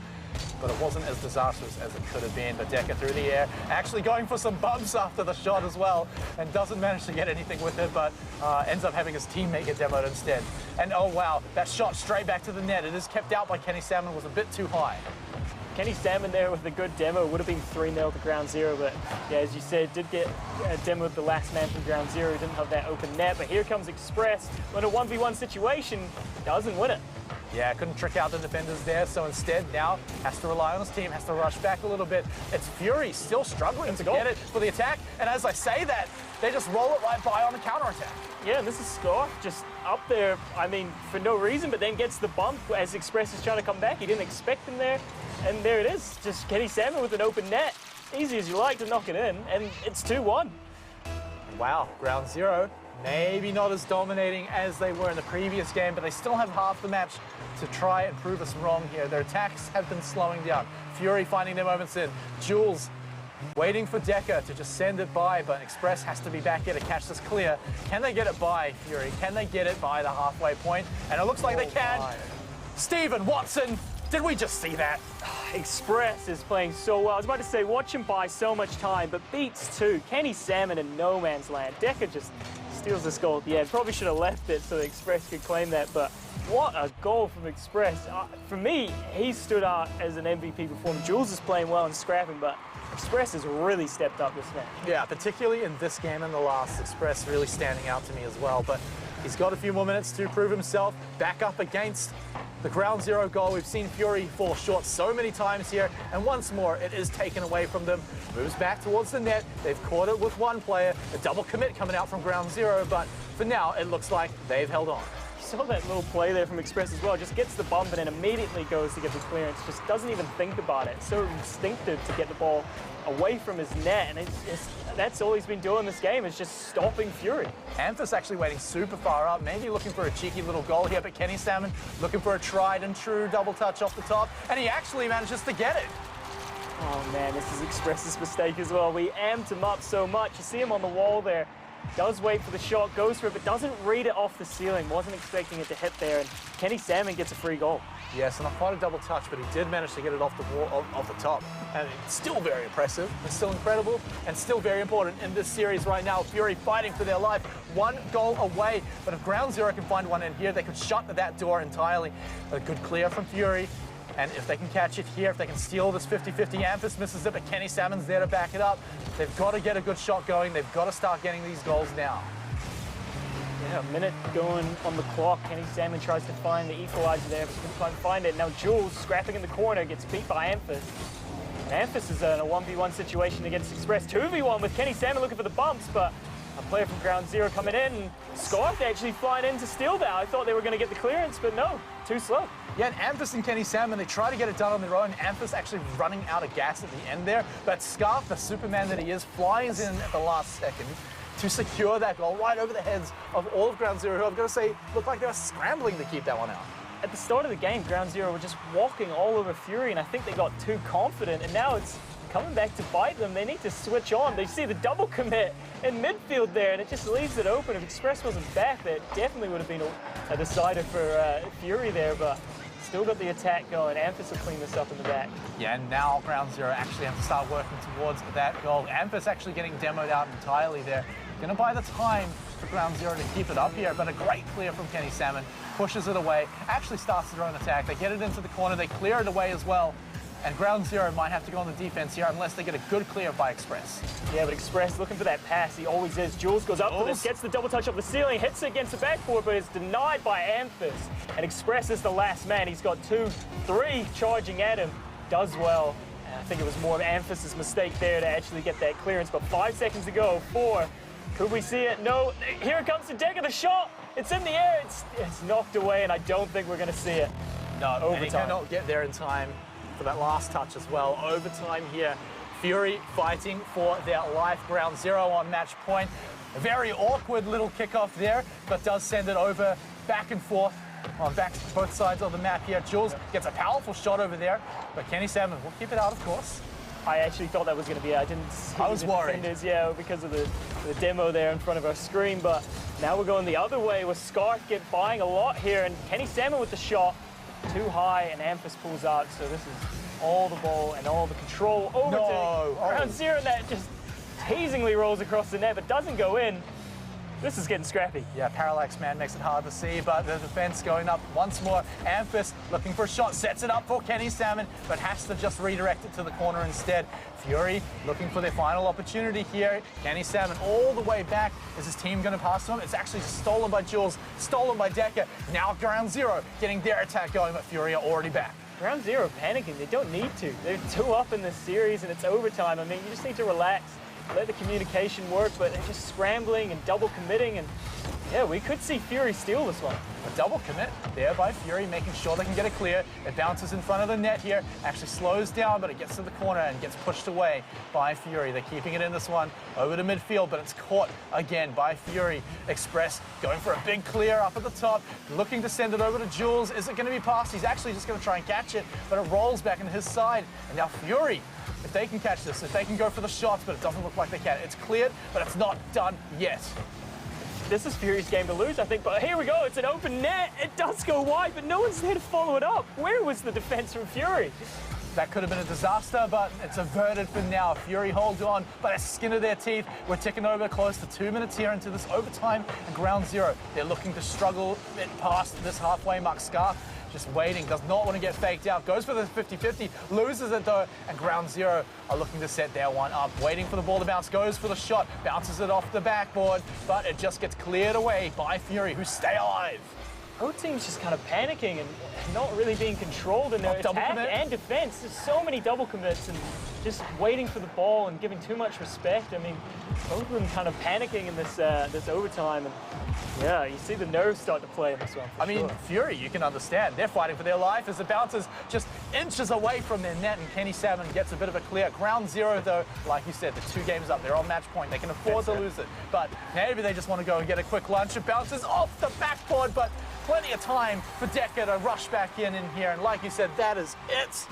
Ground Zero pick up the 3-0. Again, a little more dicey than they'd like here in game number 3, but 3-0 is a 3-0. They started so dominant and then just started to slip, maybe got too confident in the game, and then gets to overtime and they start panicking, and I think this is Fury's game to win.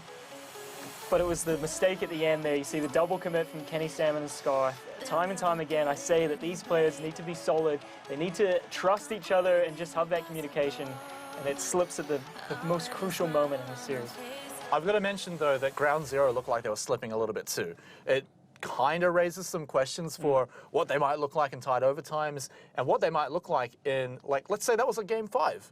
Let's say that was a deciding match, and suddenly there's a lot more pressure on them to win that one. So you've got to maybe start asking those questions. Maybe we'll see if it comes up in next week. But let's start talking MVP. We brought it up during the series. I think it's kind of between Express and Jules, but I think Express just ekes out the victory there. I do. I think even that play at the end kind of won it for me. It definitely was he was just solid. I mean, in past weeks he was kind of fitting into the team in week 1, not fitting into the team week 2, and I just couldn't understand where he really sat. I mean, he's trying to replace Requiem, who was such a mechanical player and set up so many of the goals last season for Ground Zero, but I think this is it. I think we're starting to see Ground Zero play the style that they want, and Express is part of that. Yeah, and I've always been excited to see what Ground Zero look like when Express finally slots in and like works well with the team. I think we've finally started to see it, at least sprout. Right? I don't think we're seeing the full potential of Express on Ground Zero. It's starting to sprout, and it's going to look amazing in a few weeks' time. But even just the very beginning of it, he gets the MVP here in the 3rd week. Yeah, for me, last season he was the weakest member of Chiefs. They were a good team, and so it's hard to compete. And you're with CJ and Drippe. CJ and Drippe, yeah. So it's pretty tough to kind of stand out in that team, but now he's starting to look like a dominant member in Ground Zero. I think they all are. I think Decker's the only one that needs to step up now. And we did see him step up last season. We know it's in him. We just need to see it this season. Yeah, and even he had some okay moments during that series as well. But that is it for the second match. Ground Zero taking the 3-0 there. Next up, we've got Overt versus Cringe Society. This is a real David and Goliath matchup. Make sure you stick for that one because that one is a crazy one to see. See you then.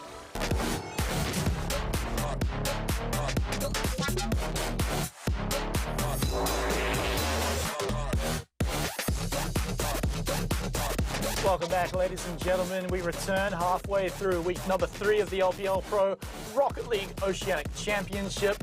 We just saw Ground Zero get a pretty spicy little 3-0, getting a little close and dicey at the end here, but they take out the win in the end against Fury and move up the leaderboard regardless. They needed that as They well. needed it pretty badly. It's an important game. I think week 3 is really important. Maybe people pass it off as not, but I think this is where teams start to mount those victories together, start to string them together to climb up that leaderboard and make playoffs. So I think it needed to start here for Ground Zero, and it did. All right, well, moving on to our third match of the day. It's Overt versus Cringe Society.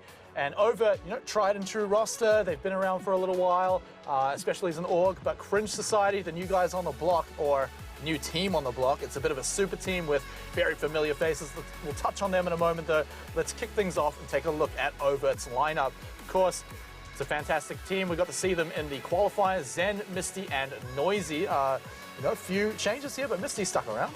Yeah, Misty's the only surviving member of the old Overt, and yeah, I think the storyline today is Zen is going up against his former teammate Torsos on the other side, so I have to see how that plays out. Zen, for me, has been solid, but hasn't had the carry performances that I thought we'd see from a returning member from a Renegades that did win when he was last in the league. Yeah, it's like we're almost waiting to see him come back to form, but he might be able to do that today against his previous teammates. It's going to be up against the Cringe Society, Torsos, Spydoge, and Drippe. This lineup is just oozing with popularity and star power. I love seeing them. They look good. This team looks great, and for me, all players have been working well together. We've seen what play style they want to play. They change up play styles within the games, and you never know what Cringe Society you're going to get, but it's always good. And yeah, Torsos, and also a former member of that Renegades team 2 seasons ago with Zen, so it's a matchup of the former teammates. Yeah, well, let's match them up right now. Let's take a look at our featured player matchup. It is Zen versus Torsos. You can take a look at some of their stats, of course. This is just from week 2 games, where you can see Zen, he had to go to all 5 games, whereas Torsos, he got to slide by on only 3. Yeah, and even that, though, his stats are looking good. A goal a game, 2.8 shots, whereas Torsos, on the other hand, in that 3-0, it was closer in the matches than most people would have predicted. But yeah, 4.33 shots per game is pretty insane. So I think we're going to see more of that this game. Yeah, and I feel like, again, I'm going to ask you this question. Maybe I might be a little closer to the answer this time, but Cringe Society, are we looking at a 3-0 against Overt? I mean, on paper, maybe. Yeah, I'd like to see a team really bring it to Cringe Society. I want to see them be tested. I think Overt are a solid team. They just haven't shown that yet. I think all the players do have the potential. I think Misty is a good player. I think Zen's a great player. And Noisy, I have seen potential in him. I think he is going to show more in this league than he has already. So I think this is a real test for them, as I think most people know. I mean, it's top versus bottom in the standings. I think they could take a game off them. I'm going to call it 3-1 Cringe, though. A game off Cringe Society by Overt. All right, that's... I'm going to say... Unexpected, for sure. I'm going to say that's a bit of a crazy prediction, just because of the dominance. I mean, we talk about, yeah, Misty, Noisy, Zen, all great players. I mean, yeah, fantastic. But then you look at Cringe Society, and you've just got crazy players like Drippe, Spydoge, Torsos. These guys have been around, not just in Rocket League for a while, but at the top of Rocket League for a while in Oceanic. Yeah, I think they're definitely the benchmark of where teams need to get to if they want to make playoffs and really compete for the title here. I'm placing them as #1. They are up there with 2-0 and haven't dropped really a game to boot. So, yeah, I think most people are putting them up there, myself included, and Overt are up against it. Yeah, well, Overt, they've got their test starting right now. They're already onto the defense. It looked like they were managing to get a little bit back, but, I mean, Cringe Society, they just smack it right back into that blue side and said, no, you guys are on the defense. Yeah, and look at that. A little miss there gives so much time for Torsos. Both players from Cringe Society coming up to help him. It's patched off to Drippe, who just knocks it in past Zen. And there it is, 1-goal lead for Cringe Society. Overt are already up against it. And to go 1 goal down with only 30 seconds or so off the clock is not a good start. And that wasn't anything tricky. That wasn't anything sneaky. That was 2 players just fighting for the ball and winning it out in Overt's corner. So Cringe Society, like you mentioned, a very strong kickoff goal, saying a lot of good things about Overt. They get a good kickoff here, but the question is, how will Cringe Society push it back? And it looks like probably successful. Yeah, I think the difference between Renegades, who other people put at the top, and Cringe Society is Cringe Society can score, whereas it seems like Renegades... That's it. No, I'll explain myself. It seems like Renegades are are struggling when in front of the net. I mean, their composure just isn't there, whereas Cringe Society, if they've got a shot, they'll put it on net and they'll get it past the defenders. I say that and then miss. Man, I hate myself sometimes. Hey, look, it happens to all of us, but Overt, they keep it out for now. They're going to be happy with that one. Spido's looking to just send it, but it's bouncing around in front of the Cringe Society net, and Overt looking for it, and eventually Misty is the one that finds it. Yeah, just shot after shot, puts enough pressure on to beat the keepers there. There's 2 flying for it, and then Torsos is left in net. Didn't have anything to get to it, and it's just a good goal by Misty to kind of clean up the mistakes from Cringe there. And it's a good showing by Overt. I mean, it's saying to us, like, hey, look, we can score goals against these guys. We can do it pretty standardly, and we can do it quickly enough that you can expect more goals out of us. But speaking of more goals, in front of Overt's net, they keep it out. Misty, with a bead of sweat dropping down his forehead, he keeps it out. Oh, no. I thought it was going to go in. It was so dirty from Torsos. It just kind of backflipped that in. Oh. But we see a little flick from Noisy there. No follow-up. Misty will clean it in the corner and try and knock it down to Zen, but it's too high for him, and here goes all the pressure. Yeah, but the flick did look really cool. It did look nice. Yeah, and I think the flick from Torsos looked even nicer, but I'm so glad it didn't go in. yeah, what a shame. But Torsos looking to rectify that mistake, pushing it up. He only gets it all the way up to the net, over to the corner. Can Cringe Society steal this one away? Spido's gonna fight for it, but he gives up his life for that one. Yeah, Torsos getting the immediate revenge there, say, you blow up my man, I'll blow you up. So, yeah, good team play from Cringe there to back each other up.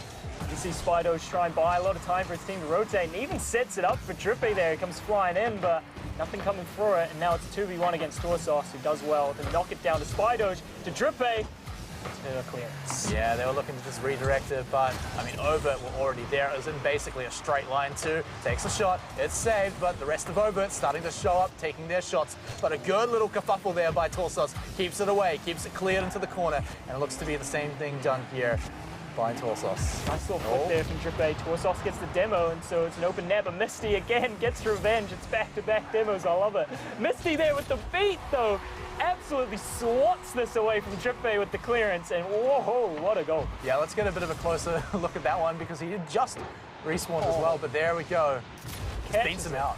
Just catches it out in midair and just knocks it past him. That does not feel good at all as a keeper. And Overt 2-1 up against Cringe Society, starting to say, hey, you guys, people that predicted we're going down against Cringe Society, we're here to play. Maybe I'm not so crazy smart. Maybe I did call it the big brain plays, but Cringe Society still have 2 minutes to mount some attacks on them.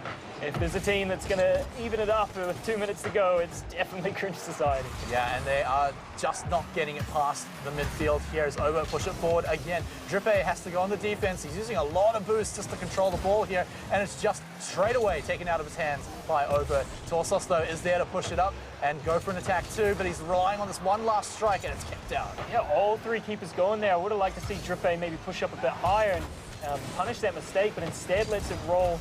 Gives a lot of time for them to correct themselves, and I don't think anything's really going to come off of this attack unless there's a big mistake from Overt. Yeah, the surprise factor's sort of gone here, but Cringe Society coming back in. Misty with a cute little jump and a help, steals the ball away, shoots it across the midfield, and gets a pretty good knock of the ball over towards Cringe Society.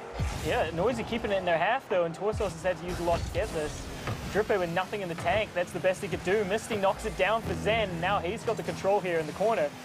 can't get the flick past Spidoge though, but it's cleaned up again in the midfield by Overt, and they're just keeping this attack going. Yeah, 1 minute to go. If Overt keep this one up, they could certainly just walk away from game one with a game under their belt here, proving everyone wrong. And it's still Cringe Society trying to get the good clear, trying to get another strike going. They need to get a goal, and they need to do it now. They're not often on the attack. They've managed to finally just hold possession for long enough, winning the 50-50s here, but cleared super far back by Overt. It might be caught by Spidoge, but with that clear coming in by Overt, it may be shutting the door. That was awkward. Spidoge wasn't sure if he was going to get the contact or not, and then when he didn't, he had to flip at it and buy a little bit of time, but it ended up just setting up Overt. Nothing came of it in the end, and Torsos with a shot is blocked by his own player, knocks it all the way back into the back right corner, and now he's got to clear it. Misses it as well. Terrible mistakes coming out from Drippe. And that is time they don't have. You can see it on your screen right now. 5 seconds to go. A demo onto Noisy. I mean, that would give them the miracle. It's shot by Cringe Society, but it's going to hit the ground. They keep it in the effing now, but you've got to say the desperation is going to be coming in now, and you can see Overt knock it to the ground, and Overt take game number 1 against Cringe Society. I called it. I called it. They got the game. Can they upset it completely? I think maybe not. I can see Cringe Society maybe bouncing back. Some terrible mistakes from Drippe near the end there to kind of really see this game up for Overt. But yeah, I think Overt played solid. Yeah, I mean, terrible mistakes at the end for sure, but that was already when they were desperate to even just even it up to overtime. So we still had the whole game before that where Overt came out and said, we're the better team, we're actually getting our balls in the net, and we're actually stopping your attacks so often.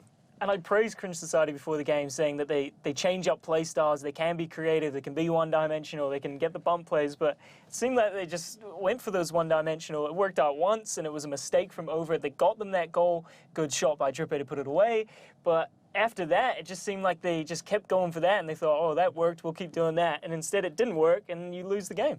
Yeah, and so Overt coming out on top in this one. It was close, it was 2-1, and we saw maybe signs of life happening near the end. But the question is, are they going to be able to continue this into game number 2? I mean, if both teams played exactly like they did, then, I mean, Overt's already looking on form. Renegades, Cringe Society do have to step up to beat Overt. It sounds so weird to say that. Yeah, it's surprising.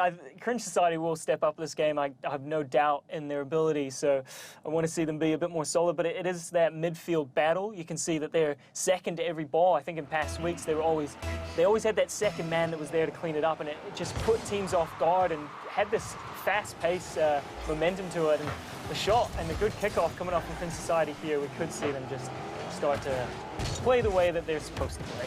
Yeah, game number 1 though, Misty certainly the man to watch.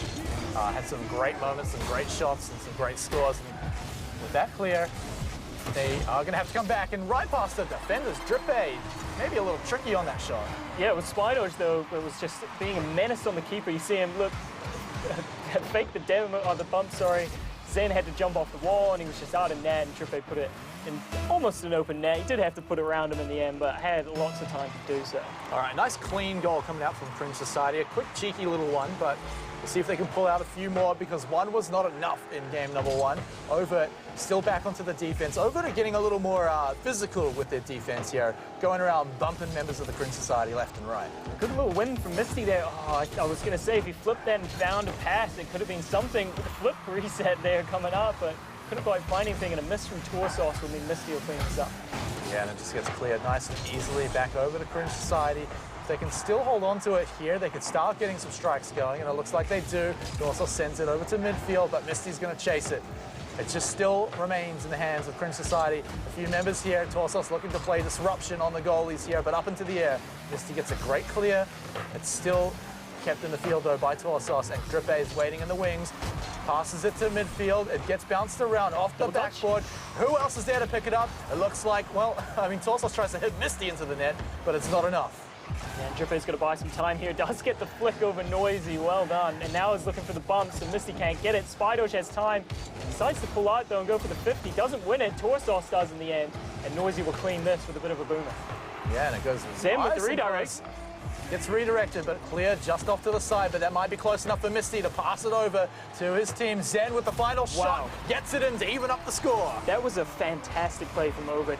Instead of going for this shot here, sides pass it out, Noisy beats the keeper, and they wait till the shot is a bit more easy and a bit more open, and Zen puts it away. That was a great play from Overt to get them back in this game. And that's the sort of play that we want to see coming out from them. Consistent, you can rely on it, and it doesn't really cost too much if it goes wrong. So Cringe Society now evened up against. They were in this position before, and it was Overt to score in the next section. So they're going to have to get it out of their defense here, though, first. Spydoge hasn't had his moments so much in this game, but looking for them now. Drippe went for the shot, just a little bit wide, but Misty, he sees his moment. It goes over to the side, but it's a great clear. Is it going to be passed over by his team here? No, it's just going to be held tight by Cringe Society. That was confusing by Misty. I mean, he could have just taken the dribble and gone for the 1v1. Instead, tried to find Noisy, who was boosting up with a defender with him. This isn't going to go, and Zen's got that every day. Don't get too scared of that one. But that was like just a good little 50-50. It was, but again, yeah, Misty, sorry, just should have gone for the 1v1. I mean, Noisy's gone and cleaned it up at the other side with a 50-50 and over to leading 2-1 again. Yeah, this is feeling a little bit like a dream here. I mean, Noisy's just too quick. He just gets in there before any defenders are there in position, halfway through the game, and we're still once more over 1 point in the lead. Are they going to continue this, though? Do they have room to get any more goals in here while still keeping Cringe Society out, especially when they get a pretty good kickoff, but it's held out? Double commit, though, there in the midfield, and so this attack is going to be snuffed out. Zen can just beat Spydoge, which he does, and Drippe with the shot coming out from midfield, but now Torsos is the last man and gets beat with the 50-50. Spydoge just has to use his gas to get this, and now he's cleaning up in the midfield. Can he find the pass? He does, but the keeper gets to it first.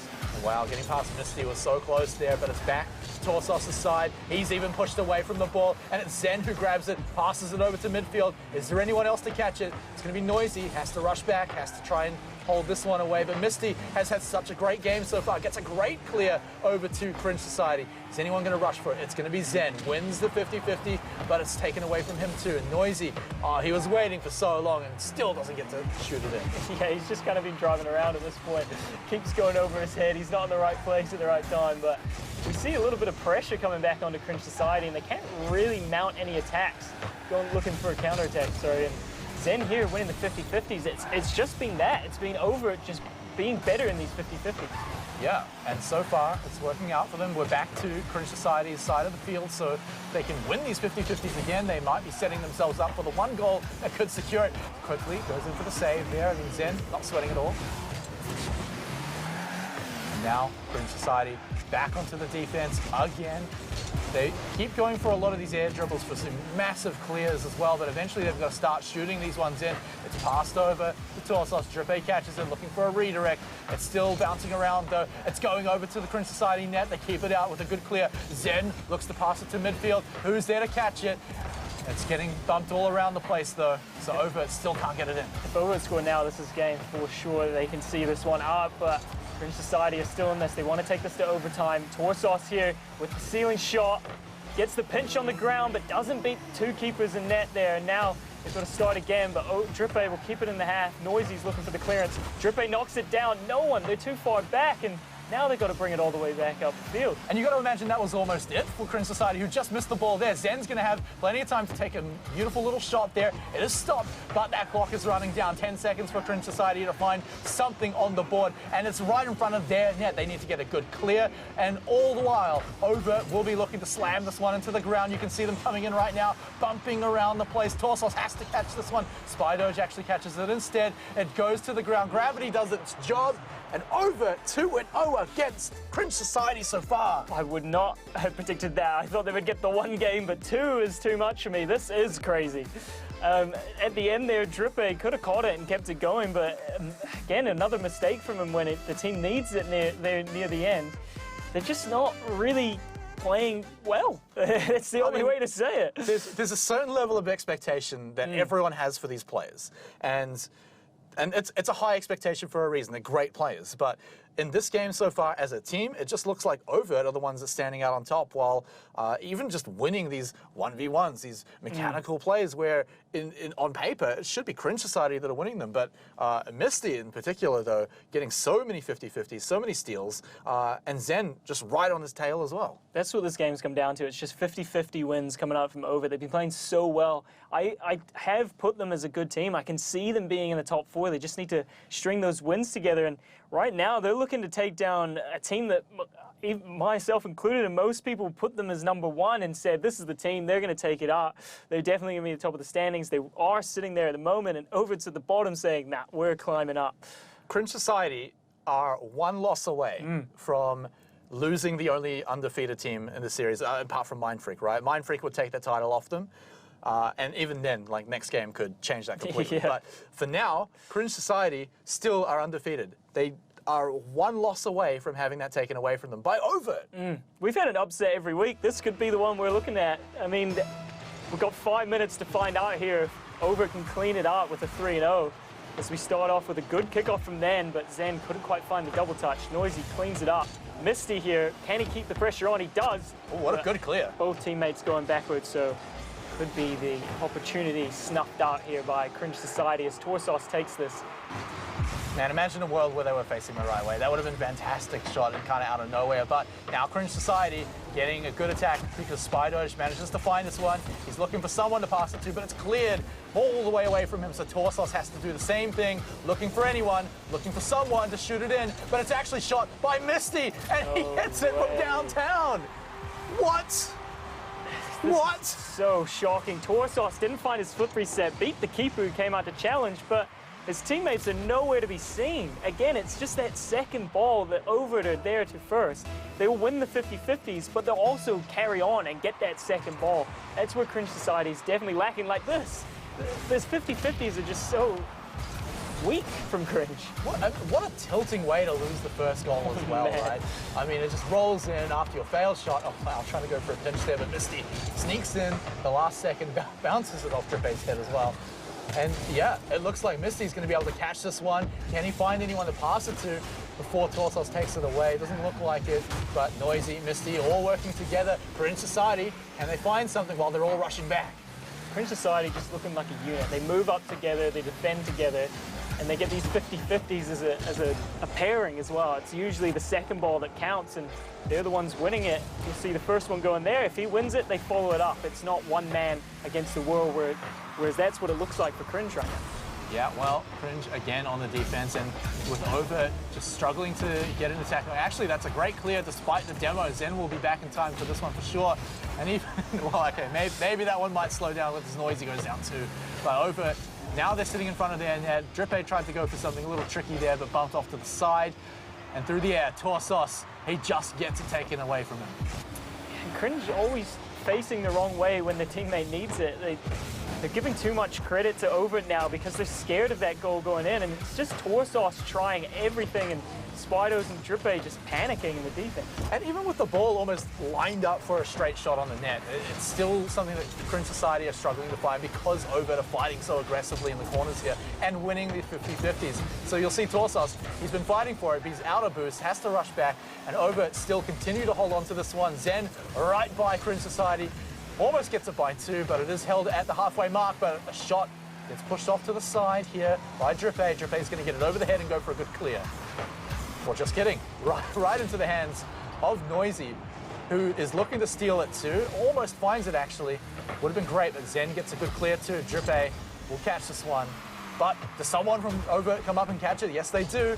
Misty looking to maybe take a shot here, going for the double touch. It's just pushed away, though. He can't go for that shot.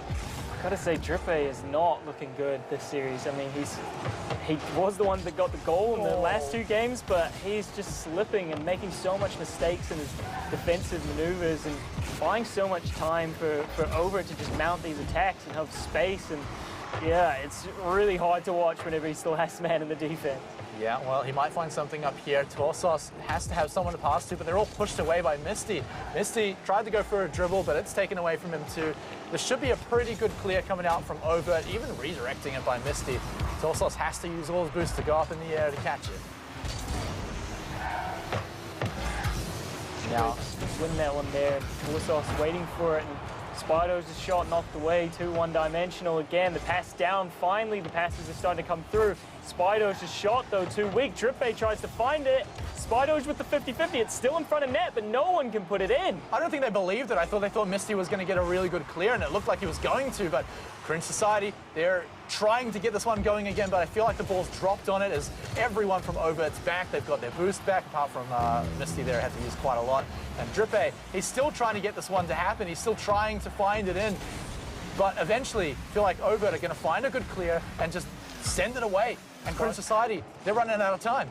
Spido had his flip there, but didn't quite get the pass off. As Torsos cleaned this up. It's been in this half for quite a while now, but no real dangerous shots coming through. They just can't clear it. What a weird clear by Misty, but he wins the 50-50 in an awkward kind of way. Still manages to get it, and that's a good clear coming out from Noisy. He's going to rush up for it, see if he can take it away. And the disruption, the bumps are coming out onto the defenders, and into the net it goes. 2-0 up for Overt. Can Cringe Society come back and stay alive? I don't think so. I'm going to call it now. I think Overt's going to take this 3-0. This is insane to watch. I thought they were going to take one game, and even that was a crazy prediction. And now we're looking at a 3-0 from Overt against the team that I would say almost everybody had at the top of the standings. Yeah, well, I mean, they literally are like that right now. Overt at the bottom of the standings, Cringe Society at the top, and they're 20 seconds away from completely changing that. And now, Cringe Society, they've got to find 2 goals here within 15 seconds. Basically praying for one right now, and a 0-second goal. They're looking for that first one, taking one shot, it goes wide, taking a second shot. Torsos keeps us in the pool. 7 seconds to get a second goal. I would love to see it. I'd love to see in overtime, but 7 seconds has got to be a good kickoff, and I think Overt's kickoffs will look pretty clean.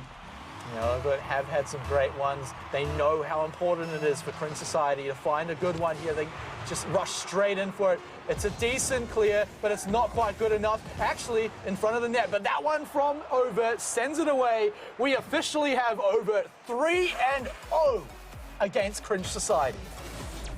Yep. What? Yikes. I've got nothing to say, Smite. You take it from here. This is just crazy, insane. All right, well, okay. Let's talk about what this means first. Cringe Society now going to be 2-1 instead of 3-0 like they had hoped. So now Mindfreak are technically the leaders of the whole thing. Which is insane. Overt gets a move up. Also picking up a win, finally, against Cringe Society. So just mind-boggling what this means for not just the leaderboard, but power rankings everywhere. Is this a weak week from Cringe Society? Kind of think so. Was it a strong showing from Overt? Maybe a little more than usual. But that was a great showing from Overt. I mean, I think the previous weeks they did look good. They just couldn't get a win. They couldn't find those moments where it really counted. But today they did. They held so solid in the back line. I think Misty was key for that. For me, he's my Misty MVP? Yeah. 100%. I mean, he was the man leading the charge. He was also the man at the back, just stopping everything. And yeah, props to him, definitely MVP, and props to the whole team. I can't even speak. This is insane. I imagine Misty's stats. This is the biggest upset I've seen this season. I mean, we're only 3 weeks in. We've had an upset every week. You already had Mindfreak beating Renegades, and now this is the biggest And even upset. Ground Zero falling to Esper last week was what some would call an upset. So, yeah, for Overt to take down Cringe has definitely taken that top spot as top upset for me, and yeah, that was crazy. You called me a madman for calling it 3-0, and they just 3-1, and they 3-0'd them. Wow, you think they can take one game? Well, how about they just take all 3? And don't even give Cringe Society any room. So there it is. It's going to be Misty picking up the MVP and his team. Overt taking out the 3-0 against Renegades. Coming up, we've got one final match to go. It's going to be Canberra Havoc versus Mindfreak to see if we are going to continue to have one more undefeated team in the league. Don't go anywhere, guys. This last match is going to be great.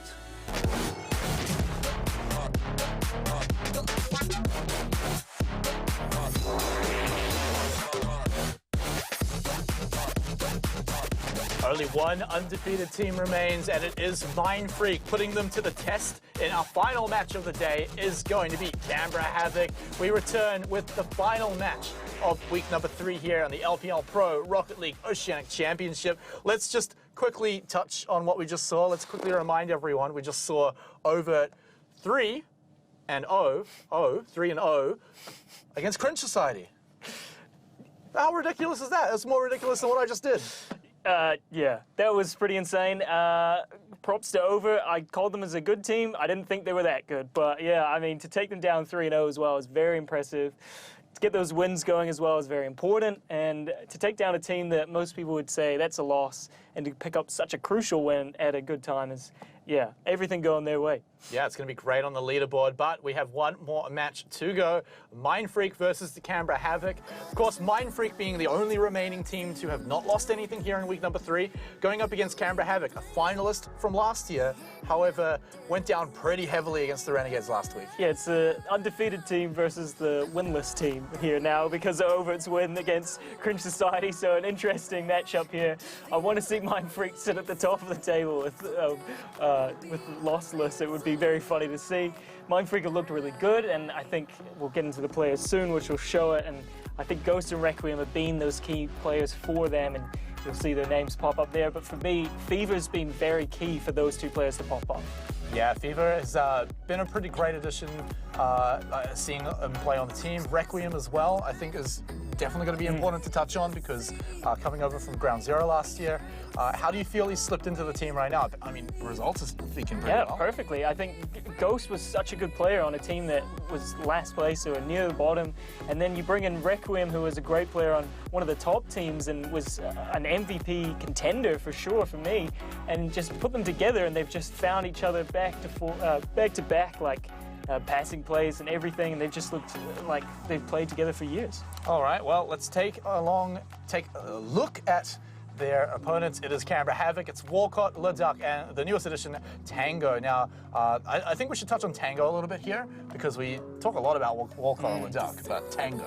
Yeah, so for me, Tango just hasn't slipped in as much as Fever has for Mindfreak. It's the opposite effect where Canberra Havoc, we see them as a team that likes to counterattack and they concede a lot of shots, but then they save them. They're always there in net. They make it look easy, and then they just get these easy goals that are against teams that have no one back in net because they're pushing up so much to find those goals. And Tango just has been slipping as that last man. Has just let them in, and instead of being solid in a team that needs that position to be solid, he's had quite a few mistakes. Yeah, can't really counterattack if you let the ball roll in, but let's take a look at that featured player matchup. We've already talked about Tango a lot. Let's touch on Fever here, another newer player. Yeah, but they're both the rookies. It's the battle of the rookies here. So Fever has been solid in that role, but you see they haven't conceded as many shots, whereas Tango has got the saves from last week in 3 games, 4 saves a game is quite a lot, but the fact that they're constantly against it and he was still making mistakes, they lost 3-0 and he's still got 4 saves, it just shows how much pressure they're trying to absorb, and Tango's just not stepping up to that role, I think. Yeah, I mean, you remember the results from last week. It was a 3-0 against Havoc, but they were just put on the line the whole time. The matches themselves were quite close, so Tango had just so many shots just thrown at him from every single angle, and so he had so many opportunities to go for those saves. So, like you said, impressive to put up a performance like that in a match, in a series where you're already down 3-0. He has showed ability. I'll give him the benefit of the doubt. I think he can step into that role. I think maybe there's just nerves. It was the first 2 weeks. It's now the 3rd week, and now I need to see him say, I just have no excuses. I mean, those nerves are gone now. You've had 2 games under your belt. You've played for this team for a certain amount of weeks now, and I want to see him step up. I need him to be solid, and I want to see Walcott and Leduc find those counter-attacking goals that they like to look for. Okay, let's kick things off. It's our second David and Goliath match of the day. Previously, though, David did win, so let's see if Canberra Havoc can take out this one, or if Mindfreak continue their dominance right at the top of the table. Last week they did have a bit of a shaky game, and it was against Overt. Against Overt, though. They were a good team that's taken down Cringe, so can't say that Mindfreak aren't supposed to be up there because they took down a team that took down the other undefeated team. Well, we'll see if they can get it done right over Fever's head. Into the net, Leduc will get the first point on the board, and that's a cheeky little one to start things off. Yeah, no pressure on Walcott there in the midfield, so he can easily find a pass to Leduc, and Fever's just caught flat-footed, and where are his teammates? Nowhere to be seen. Yeah, not very fair. He had to 1v2 there. Very hard to defend that one as well. Like you said, with all the room that Walcott had. He's got plenty of space up here in the air as well as he sends it down and actually bounces it past the defenders. Walcott, you cheeky man. This was very nice from him. Knocks it up against the ceiling and then finds it at the bottom. Doesn't get the pinch, but just knocks it down. Beats Ghost in the net. And what a goal. 2-0 lead to Havoc. Who would have called it? Yeah, making it so awkward to defend against with all the bounces there. Just beautiful little play by Walcott. We're just barely 30 seconds in, and Canberra Havoc they're putting on a show. This could be a high-scoring match unless Canberra Havoc are solid in defense, but in past weeks they haven't, so we could see Mindfreak start to mount some serious attacks and put the pressure on, but Tango being solid, getting a good clear to LeDuc here on the corner, who gets a great pass. Ghost can't do much with it, and Walcott finds the net again to make it 3-0 with a minute not even gone yet. And LeDuc and Walcott are just showing the synergy that got them to the grand final last season. And so you can see LeDuc, he's just doing endless circles here. I think it's disconnected a little bit here. No, this is what happened. And here we go, we got the kickoff again, and Fever's going for it. Sorry about the interruption there, but we won't get to rewatch that goal. It was good, but yeah, I mean, LeDuc's celebration was better. Yeah, but I think the point is, though, that Walcott and LeDuc are just working so well together. I mean, surely Tango will slide into this one in just a moment, though, but honestly, well, as I say that he blows up, but it is Walcott and LeDuc show right now. The Tango hasn't been tested too much in this defense, so I feel like that's the biggest weakness for Havoc, and if he tightens up, there's not really any problems for me. What we see here, he's not getting tested because there's just no pressure coming from Mindfreak as Tango knocks this down to his teammate again. Great plays from him. LeDuc with the whiff there. Gives the pressure back to Mindfreak as Fever goes for the shot. Can't beat Walcott. This is boomed up field. Requiem's got to deal with it. Yeah, well, he does catch it in the end, but you can see Canberra Havoc rushing up to steal it away. They can go into the air. LeDuc looking to take his moment, maybe even taking a shot here. Tries to go for the same shot, but unfortunately bounces it to the side. And so Mindfreak hold this one on. Can they get a good counterattack rolling? I think Canberra Havoc have enough time. Or maybe taking a shot here, but LeDuc is flying across to save it. Always key in net.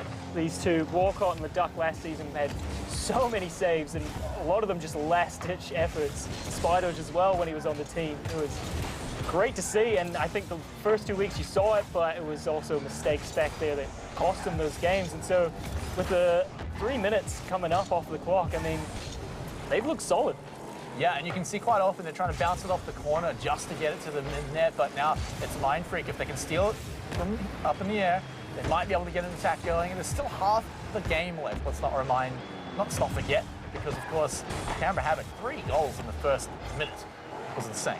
Yeah, not a team I would have expected to score lots of early goals and have this pressure. Usually they just find their moment and take it, but they've come out fighting and gone for a different style to how I've seen them play before, where they've just put a lot of pressure on, and you see a lot of the time all three of them are up there.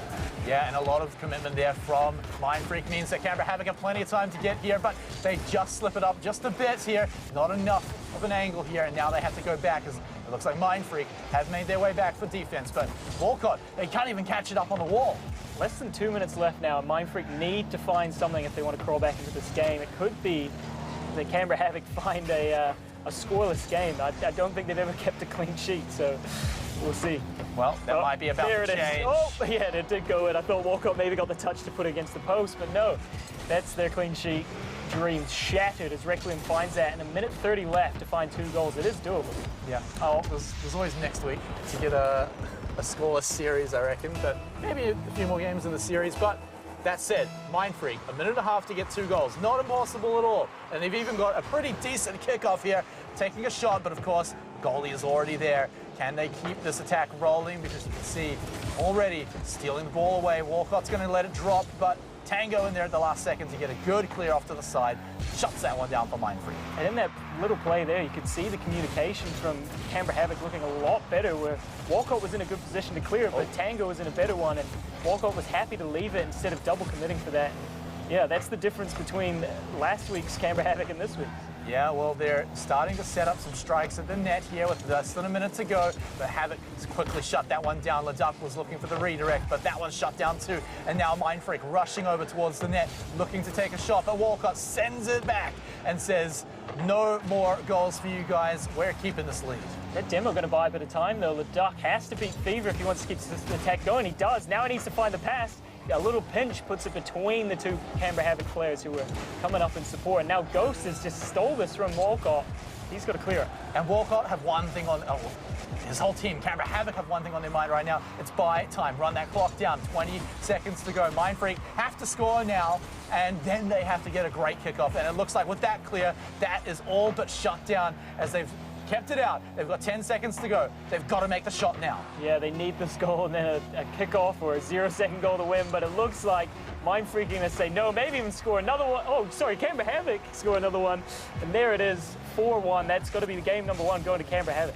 And Mr. Watson, I feel like we may be lining ourselves up for the second upset of the day. I mean, I hope so. Just on the leaderboard, you call it an upset. It would make the standings quite interesting. I mean, top 4 teams with 2 and 1, bottom 4 teams 1 and 2. It would be very interesting, and any team could make it to playoffs with it looking like that. But a great comeback win from Canberra Havoc. They really need to start mounting these wins, even if it's just in a game in a series. It's great for confidence. Especially after last week. You've got to remember, Mindfreak, they still managed to win. They still managed to hold their position at the top of the table, but it was close. Went to all 5 games. They were looking tired near the end. I think it was even won in overtime as well, so they can't afford to let that happen again here. It just got too close. And Canberra Havoc, on the flip side though, I've got to say their performance is coming up really well. Walcott and Leduc together are looking spectacular. Yeah, they linked up on every play. I mean, they assisted and scored each other's goals perfectly. I think it was Leduc at the top with 3 assists and a goal for himself. So both of them playing well. Tango just being solid. He didn't make any mistakes that were notable. And yeah, he did his role, his job for that match. I want to see him maybe contribute more into the attacks and have like a 3-way passing play going, but at the moment it's just kind of a 2-man show and the solid defender at the back, and that's enough. I mean, Mindfreak looked shaky, non-existent. They didn't really show much. Yeah, and I think you got it right there. It's Cringe Society, sorry, Canberra Havoc. It's the C teams, man. Canberra Havoc feel like it's good enough with Walcott and Leduc. They don't need 3 people to keep their attack rolling. Walcott and Leduc, together with the passing plays. They'll do it with 1 pass. They don't need a 3rd one. Exactly. So they can just say to Tango, like, look, buddy, like, we know you've got some great moments, but just hang back, be our rock, and let us do the magical work of winning the game. Well, if he needed a rock, he's gone for the right man in a Merc. That has got to be the heaviest car in the game, so he's definitely holding it down at the back there. As you see Walcott absolutely boom this up with a bit of speed, and now looking for the pass, gets snuffed out by Ghost, and Tango's got to clean this up. Yeah, and you can see he's looking for the exact same thing. Would have loved to send it over to Leduc to just shoot that one, and now it's Mindfreak's turn, and Requiem, he's always been so patient waiting for this ball, coming back, looking to clear it over to the corner. Can he get it to the center field? It looks like he can. Where's someone from Mindfreak to shoot that one, and it was saved away. And it's still moving towards the net, but Mindfreak are starting to run out of juice here. They still have a few boost pads around the grab, so they can keep this one going, but a good clear by Canberra Havoc could send it over. Nice little demo from Ghost there. Leaves a bit of space for Requiem, but Tango, the big man in the net, clears that one away and didn't make a mistake.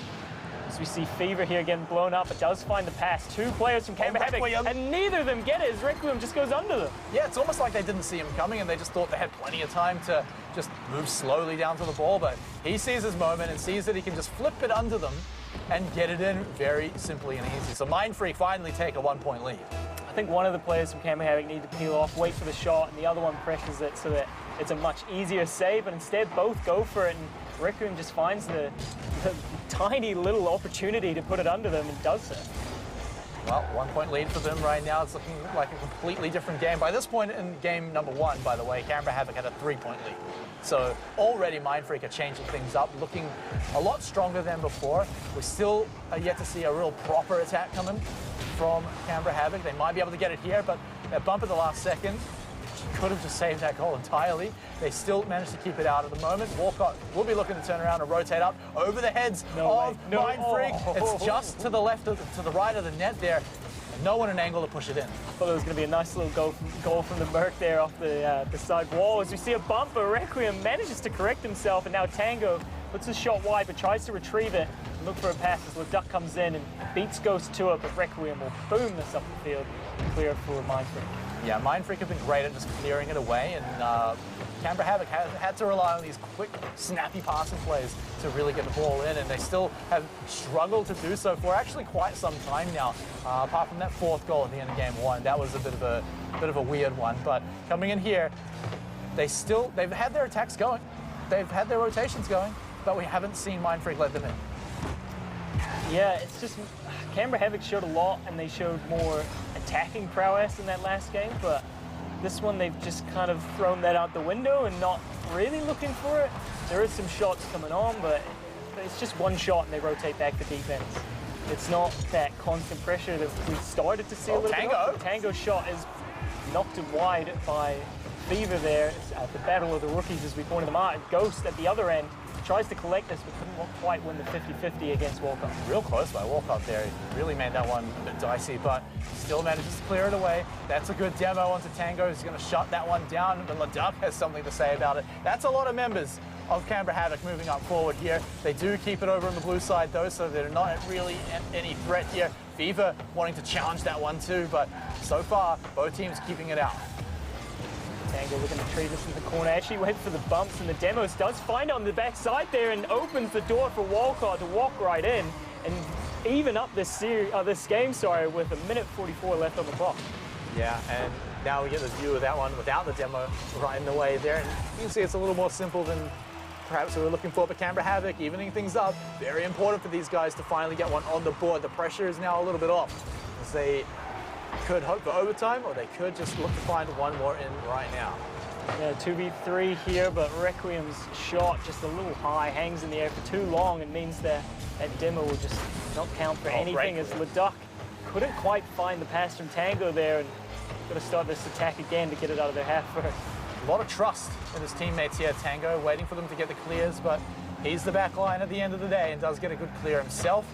Mindfreak keeping this one forward, waiting for their moment to just go in and go for a strike. Where are the passing plays? Where's the rotation? Ghost sees his moment, looked for the shot, but it gets bumped away just a little bit, and just enough for Canberra Havoc to maybe start something going. But no, it's still Requiem, it's still Mindfreak keeping it here, keeping Canberra Havoc on the defense, looking for another strike, but LeDuc gets a clear. It's a little awkward, a little centered, but at the end of the day, it's fixed up by his teammates. Yeah, Walcott here doesn't quite get the ceiling, so didn't get the flip. Could have carried on with that attack. Instead goes for the defense immediately, and we'll catch this over here and put it to the corner.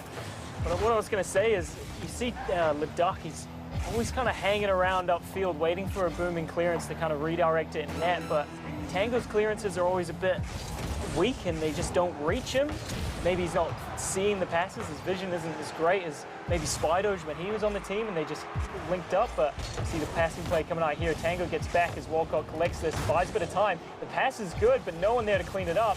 Fever knocked away, there's more time, but LeDuc a bit too slow to get to it. We could see an overtime in game number 2. Yeah, let's see if both teams try to keep it up in the air here. Mindfreak looking to take their final shot, but it is going to be Canberra Havoc who catch it at the end of the day. But actually, everyone is just fighting for it. It's going to hit the ground. We're going to go to overtime. Yeah, overtime in game number 2. I'd like to see Mindfreak take this, or else Canberra Havoc are starting to build some momentum and could see the series go to a 3-0. Yeah, but it feels like Mindfreak, they've got Canberra Havoc's number now. They know how they play. It's Walcott and LeDuc. As soon as you see those guys forward, interrupt them, bump them around. But now, here in overtime, Mindfreak have pushed them forward. They've shut down the attack, but it is shot right back by Canberra Havoc, so we'll have to wait to see who catches the ball. It is very interesting to see. It's the Walcott LeDuc show on one end and the Ghost and Requiem show on the other, and the rookies just scrambling back to kind of be a rock for their team. It's almost a perfect even matchup. Yeah, well, very even here in overtime. LeDuc trying to do something a little special. Doesn't find it though, and it does bounce over to his teammate. So he'll be all right for now, but who's going to hit this one in? Because Mindfreak are just going to catch it, send it away, and now they can get their attack going. Ghost is going to get this though. Can he find Requiem? It does come out to him because of Tango's clearance. He's got the boost to get back to it, but decides to opt out because LeDuc was always going to get there first. Fever will catch this in the corner. Can he find his teammates? No, instead goes to LeDuc. Requiem now does go for the booming. Thought maybe he would look for the dribble out. Tango knocking it down as far as Ghost, who gets beat by LeDuc, and the pressure's still on for Mindfreak. Yeah, well, Tango might be looking for his moment in overtime, but just a little to the side. Can Canberra Havoc keep this one in? It looks like Mindfreak have done it. They've pushed it forward, and even up in the air, they're going to steal it away back in to the side over there. Ghost has to rush back, but if he sees his moment, you know he's going to go in, looking for a shot, looking for a steal. Might be going for a 50-50 here if he can catch this one. It's not a great clear, and in fact, Canberra Havoc going to be happy with that one. Requiem finding Ghost, though. The pass is good. He just needs to connect it again. Doesn't quite get above it, so he couldn't knock it down for the shot. Requiem pulled off, so that's that attack snuffed out. And now Canberra Havoc have it, but a good little clearance in the midfield buys a lot of time, and Fever almost snatching it there. You want to be careful of dribbling the ball in front of your net as Ghost waiting for the double touch, or maybe perhaps a teammate. No one else is there to help him send that one in. Requiem being very patient there to the side. Everyone from Mindfreak has started to rush forward, but they know it's because Ghost can just lob it back. I think this overtime is going to come down to who wants to push up the most. It's either going to be a counter attack, or it's going to be just quicker to the ball and then attack and forcing a mistake out of Canberra Havoc or Mindfreak here. Canberra Havoc have been so good at counterattacks though. The moment that Mindfreak do push too far forward, Canberra Havoc are just going to jump on it and go for their counterattack. But for now, they're going to have to defend, going to have to wait for Mindfreak to show that aggression until they can start pushing again. You can see that Mindfreak is scared of that. Requiem's playing so far back. It's probably the most defensive I've seen him play in a series, so I guess Canberra Havoc do have their number in terms of that counter-attacking play, but I want to see Mindfreak just bring it to them. I think when the ball is in Canberra Havoc's half, they might panic, and that's where your opportunity is going to arise. Yeah, all right, with the demo onto Walcott, they're going to start pushing it over.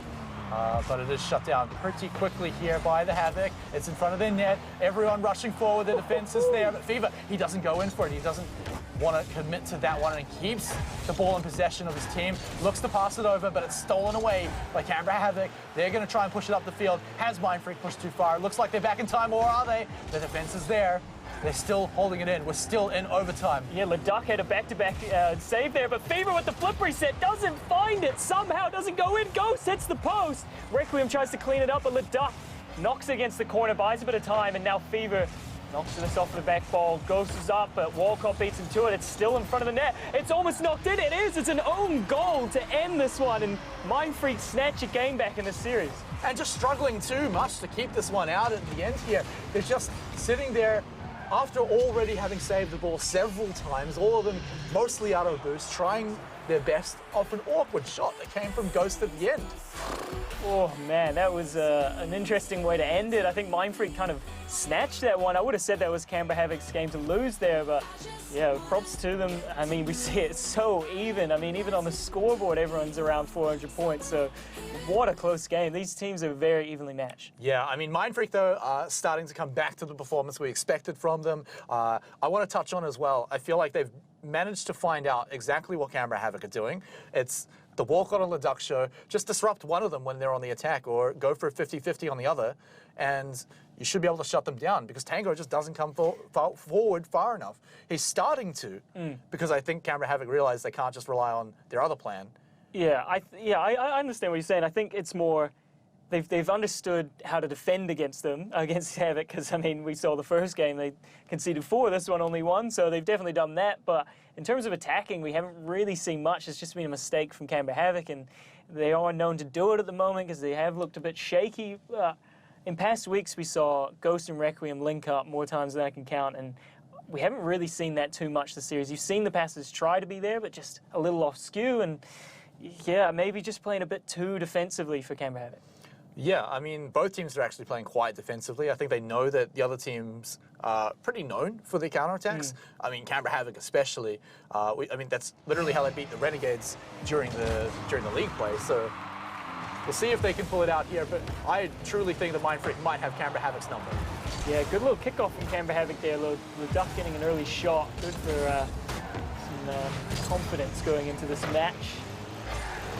As we see Canberra Havoc keeping the pressure up as Tango goes for this in the corner, does win it, but can he find a teammate? I would say no, but it does make it to Leduc, who has a shot on. Walcott tries to force it in the net, but Ghost does well enough to save it. Yeah, and with that, Canberra Havoc have to rush back for their boost, but they managed to pick it up. A big full tank of Merc Justice there from Tango, and they push it forward again. A good demo onto Ghost. Walcott, he's found the ball. He's got to clear it over to the center. He's got to have some teammates to send this one in, or is he going to make it a solo play? He can't do it against 3, though, and Ghost pushes it away. Yeah, and Tango's taking this all the way back to start again. He wants to bring these Mindfreak defenders out so there's a bit more space for his teammates to play it, but instead just gets beat in the corner, and now pressure's going back. They do manage to get it into the Mindfreak half somehow, and LeDuc with a 50-50 almost gets it in net. The bump coming through from Ghost on his own teammate, but does get the clearance, and now it's an open net. It's a 1v2. Oh, LeDuc saves it somehow. Fever should have looked for the pass. LeDuc coming in through the camouflage orange there, managing to save it. Walcott trying to clear it back, but Mindfreak, even after that shot, they're still not finished, and Fever sends it in. And somehow that's the one that goes in. I thought the first shot would be it, but a little nice win from Ghost there. Gets against the wall. LeDuc should have gone up for it, but instead goes to net. And it's just caught flat-footed when Fever's shot comes through. Yeah, and wow, I mean, just like you said, you thought the ball was going to go in about a minute ago during that entire play, but here we are. Mindfreak, 1 point on the board. They managed to shut down what Canberra Havoc can do and keep their attacks going, and it's looking pretty strong from them. We might actually see a good rotation here from Canberra Havoc, but already Tango's rushing back. He sees Mindfreak's got the ball, and Requiem looking to make a play. He's got to find his teammate, and it looks like it may just go in, but LeDuc is there to save it. Mindfreak still hold on to it. They still have a ton of boost, and it's Requiem looking to make a play. Where is his teammate there? It's Fever in the back line, trying to push it forward, but Mindfreak is struggling to get it a bit further. Yeah, and it's nice to see Requiem finally start to mount his own attack. He was playing so defensively in the first two games, and you saw him there. He just had a little bit of space to dribble, manages to beat two and get the flick, but the other players from Mindfreak may be playing a bit too defensive and not following it up. Yeah, Walcott getting pretty keen for that ball there. Sort of double commit from Canberra Havoc. Keeps it over in the Mindfreak side, but it's certainly bought a whole lot of time for them to get into position, start getting it rolling. And look at all the bumps coming across the field as well. The defenders are taking so long to get back there. However, it does still go into the hands of Canberra Havoc. Walcott looking to make his own play here. He's got teammates, but they're just too far back. They can't secure this one in. LeDuc would have been lovely to have him there. Walcott with the car change as well. Was working the Dominus, now on the Phoenix, so I have to see if that plays out well for him. So far, maybe not, as they are 1 goal down, but definitely not out of this game. 2 minutes to go, they could find that equalizer. Definitely keeping it in. Tango pushing it up as well, but probably a little more centered than he would have liked. Requiem getting pushed too, which means now we should see Canberra Havoc turning things around if they can win this 50-50. Looks like they managed to, although he pays his life for it, Walcott does. LeDuc is rushing up, but it goes right over his head. This could be Mindfreak pushing it up, looking to take a shot. It's got to be the defense here. It's got to be kept out. Walcott, he should be able to do that exactly fine. Fever's been playing really well in the midfield here. Both demos coming out, so now he's just going to buy time for his team. Buy time for his team. Yeah, sorry, buy time for his teammates to respawn, and he did so up there, just bouncing it against the wall and keeping it in the air. And yeah, for me, he's been playing very solid this series. I mean, the first game he can maybe pass off now as he's starting to get more confident in this matchup. All right, bit of a long shot by Ghost, but it does keep it over in Canberra Havoc's side. It's Mindfreak with the 1 goal lead, and they're running down the clock now. Canberra Havoc feeling the pressure, having to push it forward, but it's constantly contested, constantly fighting for the ball. Even the goalie's getting pushed around a whole lot too. A good clear, it's centered. Mindfreak are going to chase it. They're going to look for the shot, but it's pushed away, and Ghost can't take it. Yeah, Requiem here with the shot, though, is going high. Walcott tries to get the clearance, doesn't. Tango knocks it against his own backboard to clear instead of putting it wide. And so Fever probably should have done better with the opportunity, but didn't quite find a double touch that he was looking for. And so many awkward clears and so much time actually wasted by Canberra Havoc, who now only have 40 seconds to find one on the board. Mindfreak are being relentless here. They're just trying to push in for that 1 more goal. Havoc, to their credit, they're keeping it out, but they've got to do way more than that. And still Mindfreak are threatening a goal at every single pass. Yeah, 26 seconds, but I think we could see a Canberra Havoc goal taking us to overtime here. They're not out of this yet. They have been putting a bit of pressure on it. It's just that final shot not coming through. And with Tango sitting quite far back, but I don't think we'll see it, to be honest. I mean, 10 seconds to go. They got to mount it now. Yeah, you've got to imagine they have to steal the ball right now. First, they've got to take it away and get the defense. And it looks like they've saved the goal for now. Walcott waiting along in the wings. They've got to keep it up in the air for now. A shot at the goal goes a little wide, and that's not enough. Mindfreak take out the next game. Tango had the shot. He had the opportunity. We could have seen overtime with that 0-second goal, but instead hits the post.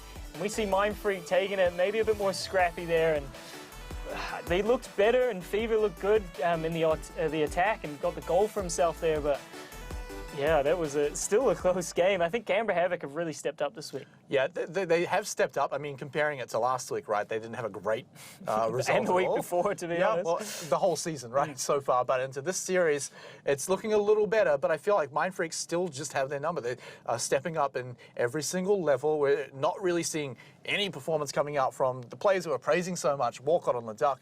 They've just kind of fallen off to the shadows a little bit. We're not seeing anything crazy out of them. And Canberra Havoc are only finding kind of odd, weird goals rather than just good, tried and true standard rotation. Maybe you pass, maybe you get 3 members involved. It's just kind of shots out of nowhere. The plays are there, though. They're trying it. It's just not coming out as a goal in the end, that final shot maybe not being there. I think Havoc are doing well to shut down those plays, but at the same time, when they've got the possession, they've got the attack, they're just giving too much space and too much time for the defense to clear it, and then the pressure's back on. You've got to pray that Tango can boom it up to Leduc and hope for a redirect clearance goal there, but I don't know. Havoc, for me, looked great in game 1 because they weren't playing that defensive style. They kind of took it to Mindfreak, and they just stopped doing that. I want to see it now in game number 4 to kind of crawl their way back in this series and take us to game 5. Yeah, and it just feels like Mindfreak, they've cleaned things up. They're winning these 50-50s. They're actually getting these shots and getting these good passes. As I say that, though, it's a great little kickoff here from Canberra Havoc. And another thing that's been picking up over the series is all this bumping around, and it lets people score goals just like that. Yeah, Ghost just beats the last man there. Tango's all the way up. Walcott went for it. And then all he had to do was just keep it in the air and put it on net, and that he did, and scores the first goal with only 13 seconds off that clock. Yeah, and that is a quick goal on the board. Mindfreak stoked to get that one here on match points. Canberra Havoc, another great kickoff, but Fever's quick to just boom it back down over to their side of the field and still pushing people around. They're having a great time going for a lot of these bumps. Walcott back on the Dominus as well. Realised that Fennec wasn't doing it for him. See if that'll play out in game number 4 and maybe match up like game number 1 did. He's just picking it randomly. Like, if he doesn't know what car he's using, how does the enemy know? Right? Maybe. How can you plan against that? Yeah, he's 2 steps ahead. He doesn't know what he's doing.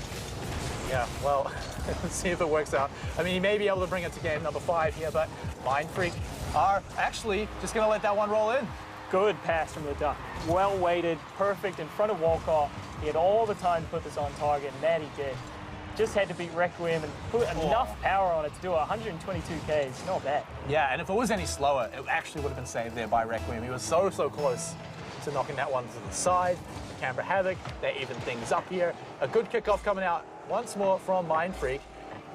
Requiem playing so far back, he's just a little cautious of the fact that maybe Canberra Havoc might get a good shot over from there, but he does win the 50-50. Walcott will clear it off to the side, but Mindfreak are right there, ready and waiting to send it back. Yeah, the clearance coming up again. It's that midfield battle that Mindfreak are just winning now. It's making these opportunities a lot easier to mount, and that shot from Requiem is good, but the pass from Fever, that's a 2-1 lead to Mindfreak. Yeah, sending the pass up as well. I mean, he was already in position. A great pass as well to be able to knock it off the wall as well, using that rebound too. So Requiem playing off of Fever now too. He can play off anyone on his team right now. Yeah, he's been solid in defense, and now we're starting to see him mount his stamp on the offense by passing it and working his way in there. I think now they're starting to look like a unit. The first game I'll put off was just they weren't there, they weren't ready, and Canberra Havoc have crawled a goal back, so they're not out of this one at all, but yeah, yikes. This was just a little misclearance there from Requiem and didn't expect the pressure from Canberra Havoc. And I mean, great win from Leduc and a great goal from Walcott. Yeah, I mean, Leduc was stoked as soon as he realized he had that ball. He was like, all right, get in position. I'm giving you a free goal there. And so they do even things up here. Canberra Havoc, very happy to send that one in. Again, it's a bit of a less standard looking goal, but a goal's a goal at the end of the day, and they are competing for their life right now as Mindfreak sitting there on match points, and we're still tied up. Leduc, definitely the best player on Canberra Havoc right now. He's setting everything up, but like this, but Tango can't quite find the shot. Probably should have. Fever had already used his flip, but ended up being almost a pre-flip to save it. Oh no, and it's so close here to Canberra Havoc's net, but it does get shoved out, cleared just a little bit wide, so they can hold on to it for now. But Mindfreak, oh my gosh, Ghost actually gets it by them. Let's take a look at that. I have How did no he even do words. This is painful to watch.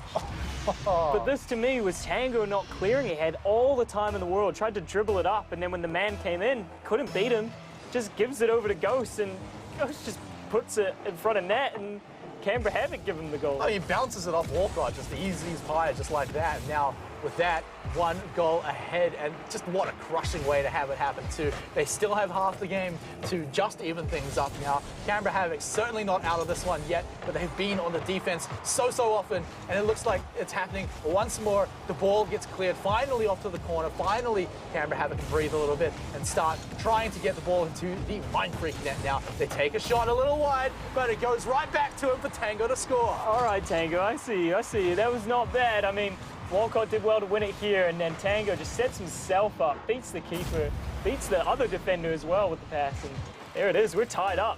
And it feels like Tango just did what Requiem stepped up to do a little earlier. Now, Fever stepped up to do a little earlier. Now they're starting to play more aggressive. Now they're starting to go for these risky plays here, but it's still 3-all. Either team can take it here.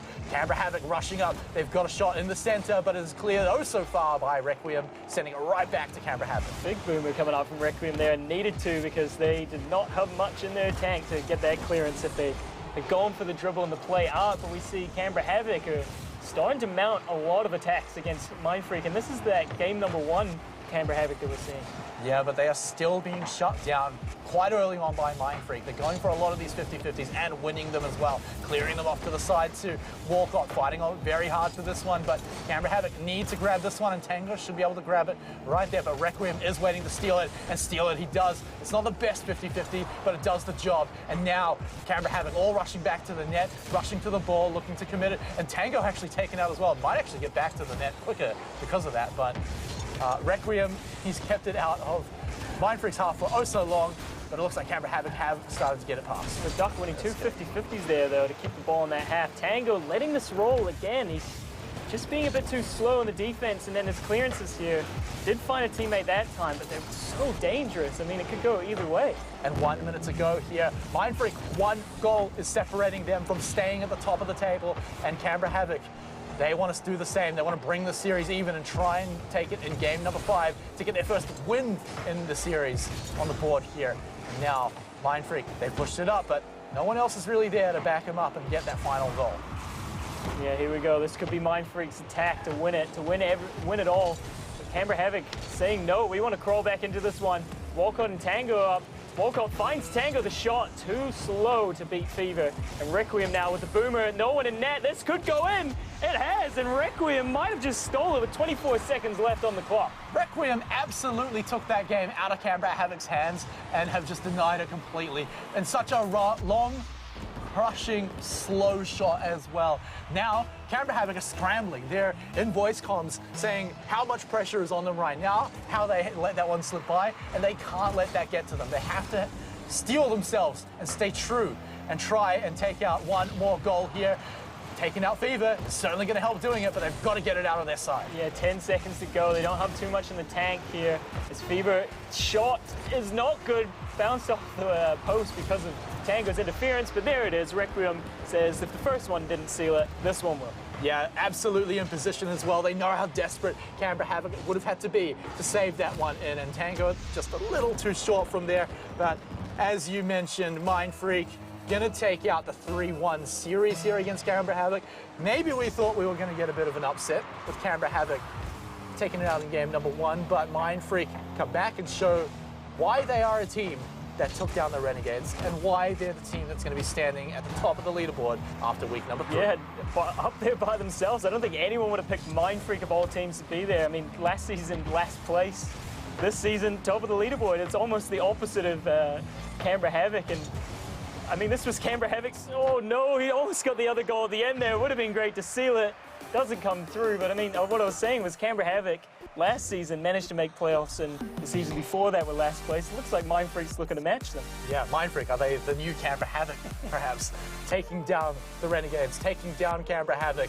They're sitting at the top of the leaderboard. They've lost their only friend up there, which was Cringe Society, who took their first loss this week, earlier today. But Mindfreak, 3-0 record. Some of the series a little close, but overall, let's talk MVP. I mean, who really took it out there for you? For me, Fever stepped up a lot. I think he might not have been the player that sealed it for them. I think Requiem and Ghost getting those goals sealed it, but I think Fever's improvement over the weeks has been good to see, and I think today we saw maybe the best that we're going to see from him and getting him up there, and I think he actually carried his team this week. Yeah, I mean, I'm definitely going to agree with Fever there as well. I just want to bring it back to the key player matchup, the Battle of the Rookies as well.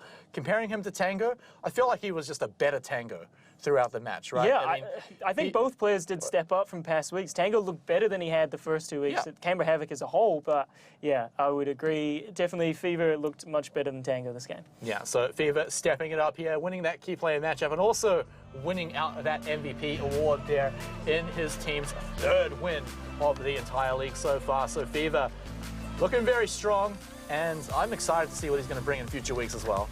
Definitely. I mean, they're up against Esper next week, so a bit of a test for them as Esper look pretty good. I mean, they took Renegades to game number 5 as well early in the day, so could be a test for them. All right, well, that is all 4 games for the day. Done and dusted. Guys, we're going to have everything about next week coming up after the break. We're also going to be talking about MVP of the week, so make sure you stick around after the break. We'll be right back.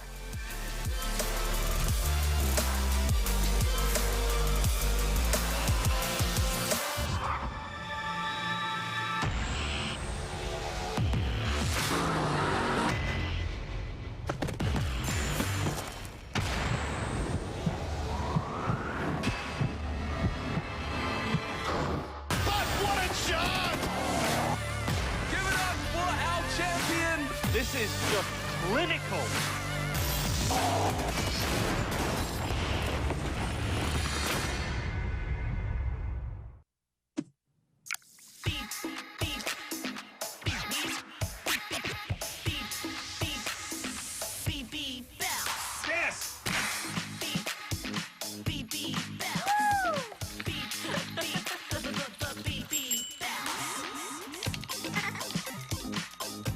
Strategize. Get the ball here.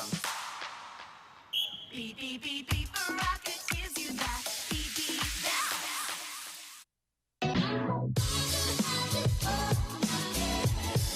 that. Need a ride? Thanks to Ola and Let's Play Live, we are hooking you up. Simply apply the code on screen to get your first ride free. T's and C's apply. すみません、そこで止まってください。いいじゃないか。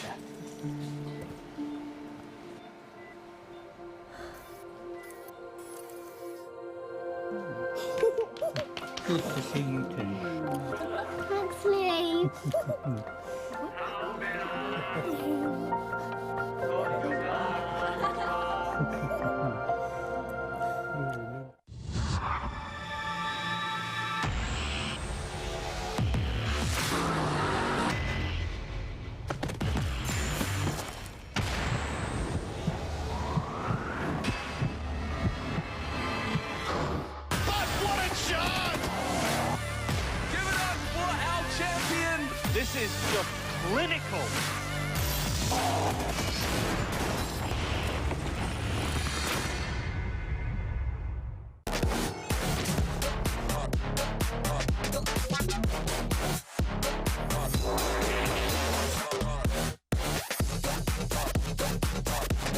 And thank you everyone for coming right back as we look to wrap up the show for today. We've had 4 fantastic matches here in the LPL Pro Oceanic Rocket League Championship. And man, we've had some upsets, we've had some great matches, we've had some 3-0s. I mean, we've had it all. Yeah, we definitely had it. We had a 3-0 upset. I mean, we couldn't have called it any of these matches really. I mean, some of them were close, some of them weren't. Upsets galore. This has been a crazy first 3 weeks. I mean, we've had an upset every week. Yeah, well, let's take a look at exactly what we saw today because, I mean, you mentioned upsets, but you also mentioned close matches. Renegades versus TeamEsper. Renegades took it out, so not technically an upset, but it was super duper close. 4 out of 5 games were overtime. Yeah, and game number 5 going to overtime as well, and it was a long one, and Renegades managed to scrap it out to take that win there, and then ground 0, almost dominantly taking down Fury. They looked very good in that game, bouncing back from their week 2 loss. Over taking down Cringe Society, that's not a typo. Big one. That was a big one, so great performance from them. Maybe a bad performance from Cringe Society, but an upset nonetheless. And then Mindfreak taking down Canberra Havoc to stay as the undefeated team in this league. Yeah, and Havoc kind of showing that maybe they had something to change that, but Mindfreak looking stronger in the end, as you can see there, right at the top, the only team to remain without a loss, 3-0. Then we move down the board a little bit. Cringe Society, Renegades, and ground 0 round out the top 4, which looks a little bit more normal now, with a 2-1 record. Fury, Esper, and Overt with the 1-2 records. And down there by themselves at the bottom, it's Canberra Havoc, still the only team to pick up a win. Yeah, I think this is what some people would predict. Maybe not Mindfreak on top, but I think a lot of people would call those 4 teams maybe near the top there. Esper maybe climbing in there for some people. Yeah, I mean, it's pretty close in the middle of the standing, so any team could really crawl their way into playoffs. Yeah, and now we get to ask the fun question as well, is what are we going to see next week? Are we going to still see Mindfreak continue dominance? I think it's safe to say that their victory against Renegades, not a fluke. They certainly stepped it up during that week, and they've been continuing to do so throughout the weeks. Are we going to see Renegades and Cringe Society claw their way back to the top of the leaderboard by the end of the season, do you think? I think so. I think those 2 are still the top teams for me. I think Mindfreak's playing well at the moment, but maybe coming into playoffs and a bit more pressure on them there. I think that's when you'll start to see the teams that do have those players that have been playing in this league for so long, that experience to start to shine. But I mean, we can't tell now. It's only week 3. Exactly. Now, speaking of week 3, I want to talk about TeamEsper specifically, right? Because I didn't mention them, but for a reason. Are we going to see them pull out the same performance in the following weeks? I mean, they stepped up a lot to take down the Renegades, but how much of that was the Renegades maybe not showing up? I don't know. I think it was more Esper playing well. I think Renegades played well as well, but I think Esper had their number. They understood how Renegades wanted to play, and they took it to them, and they found those gaps. But I mean, we got to talk about the Overt game. That was the biggest upset, where Cringe Society weren't playing well, but Overt on the other hand played really well and took their opportunities when they could.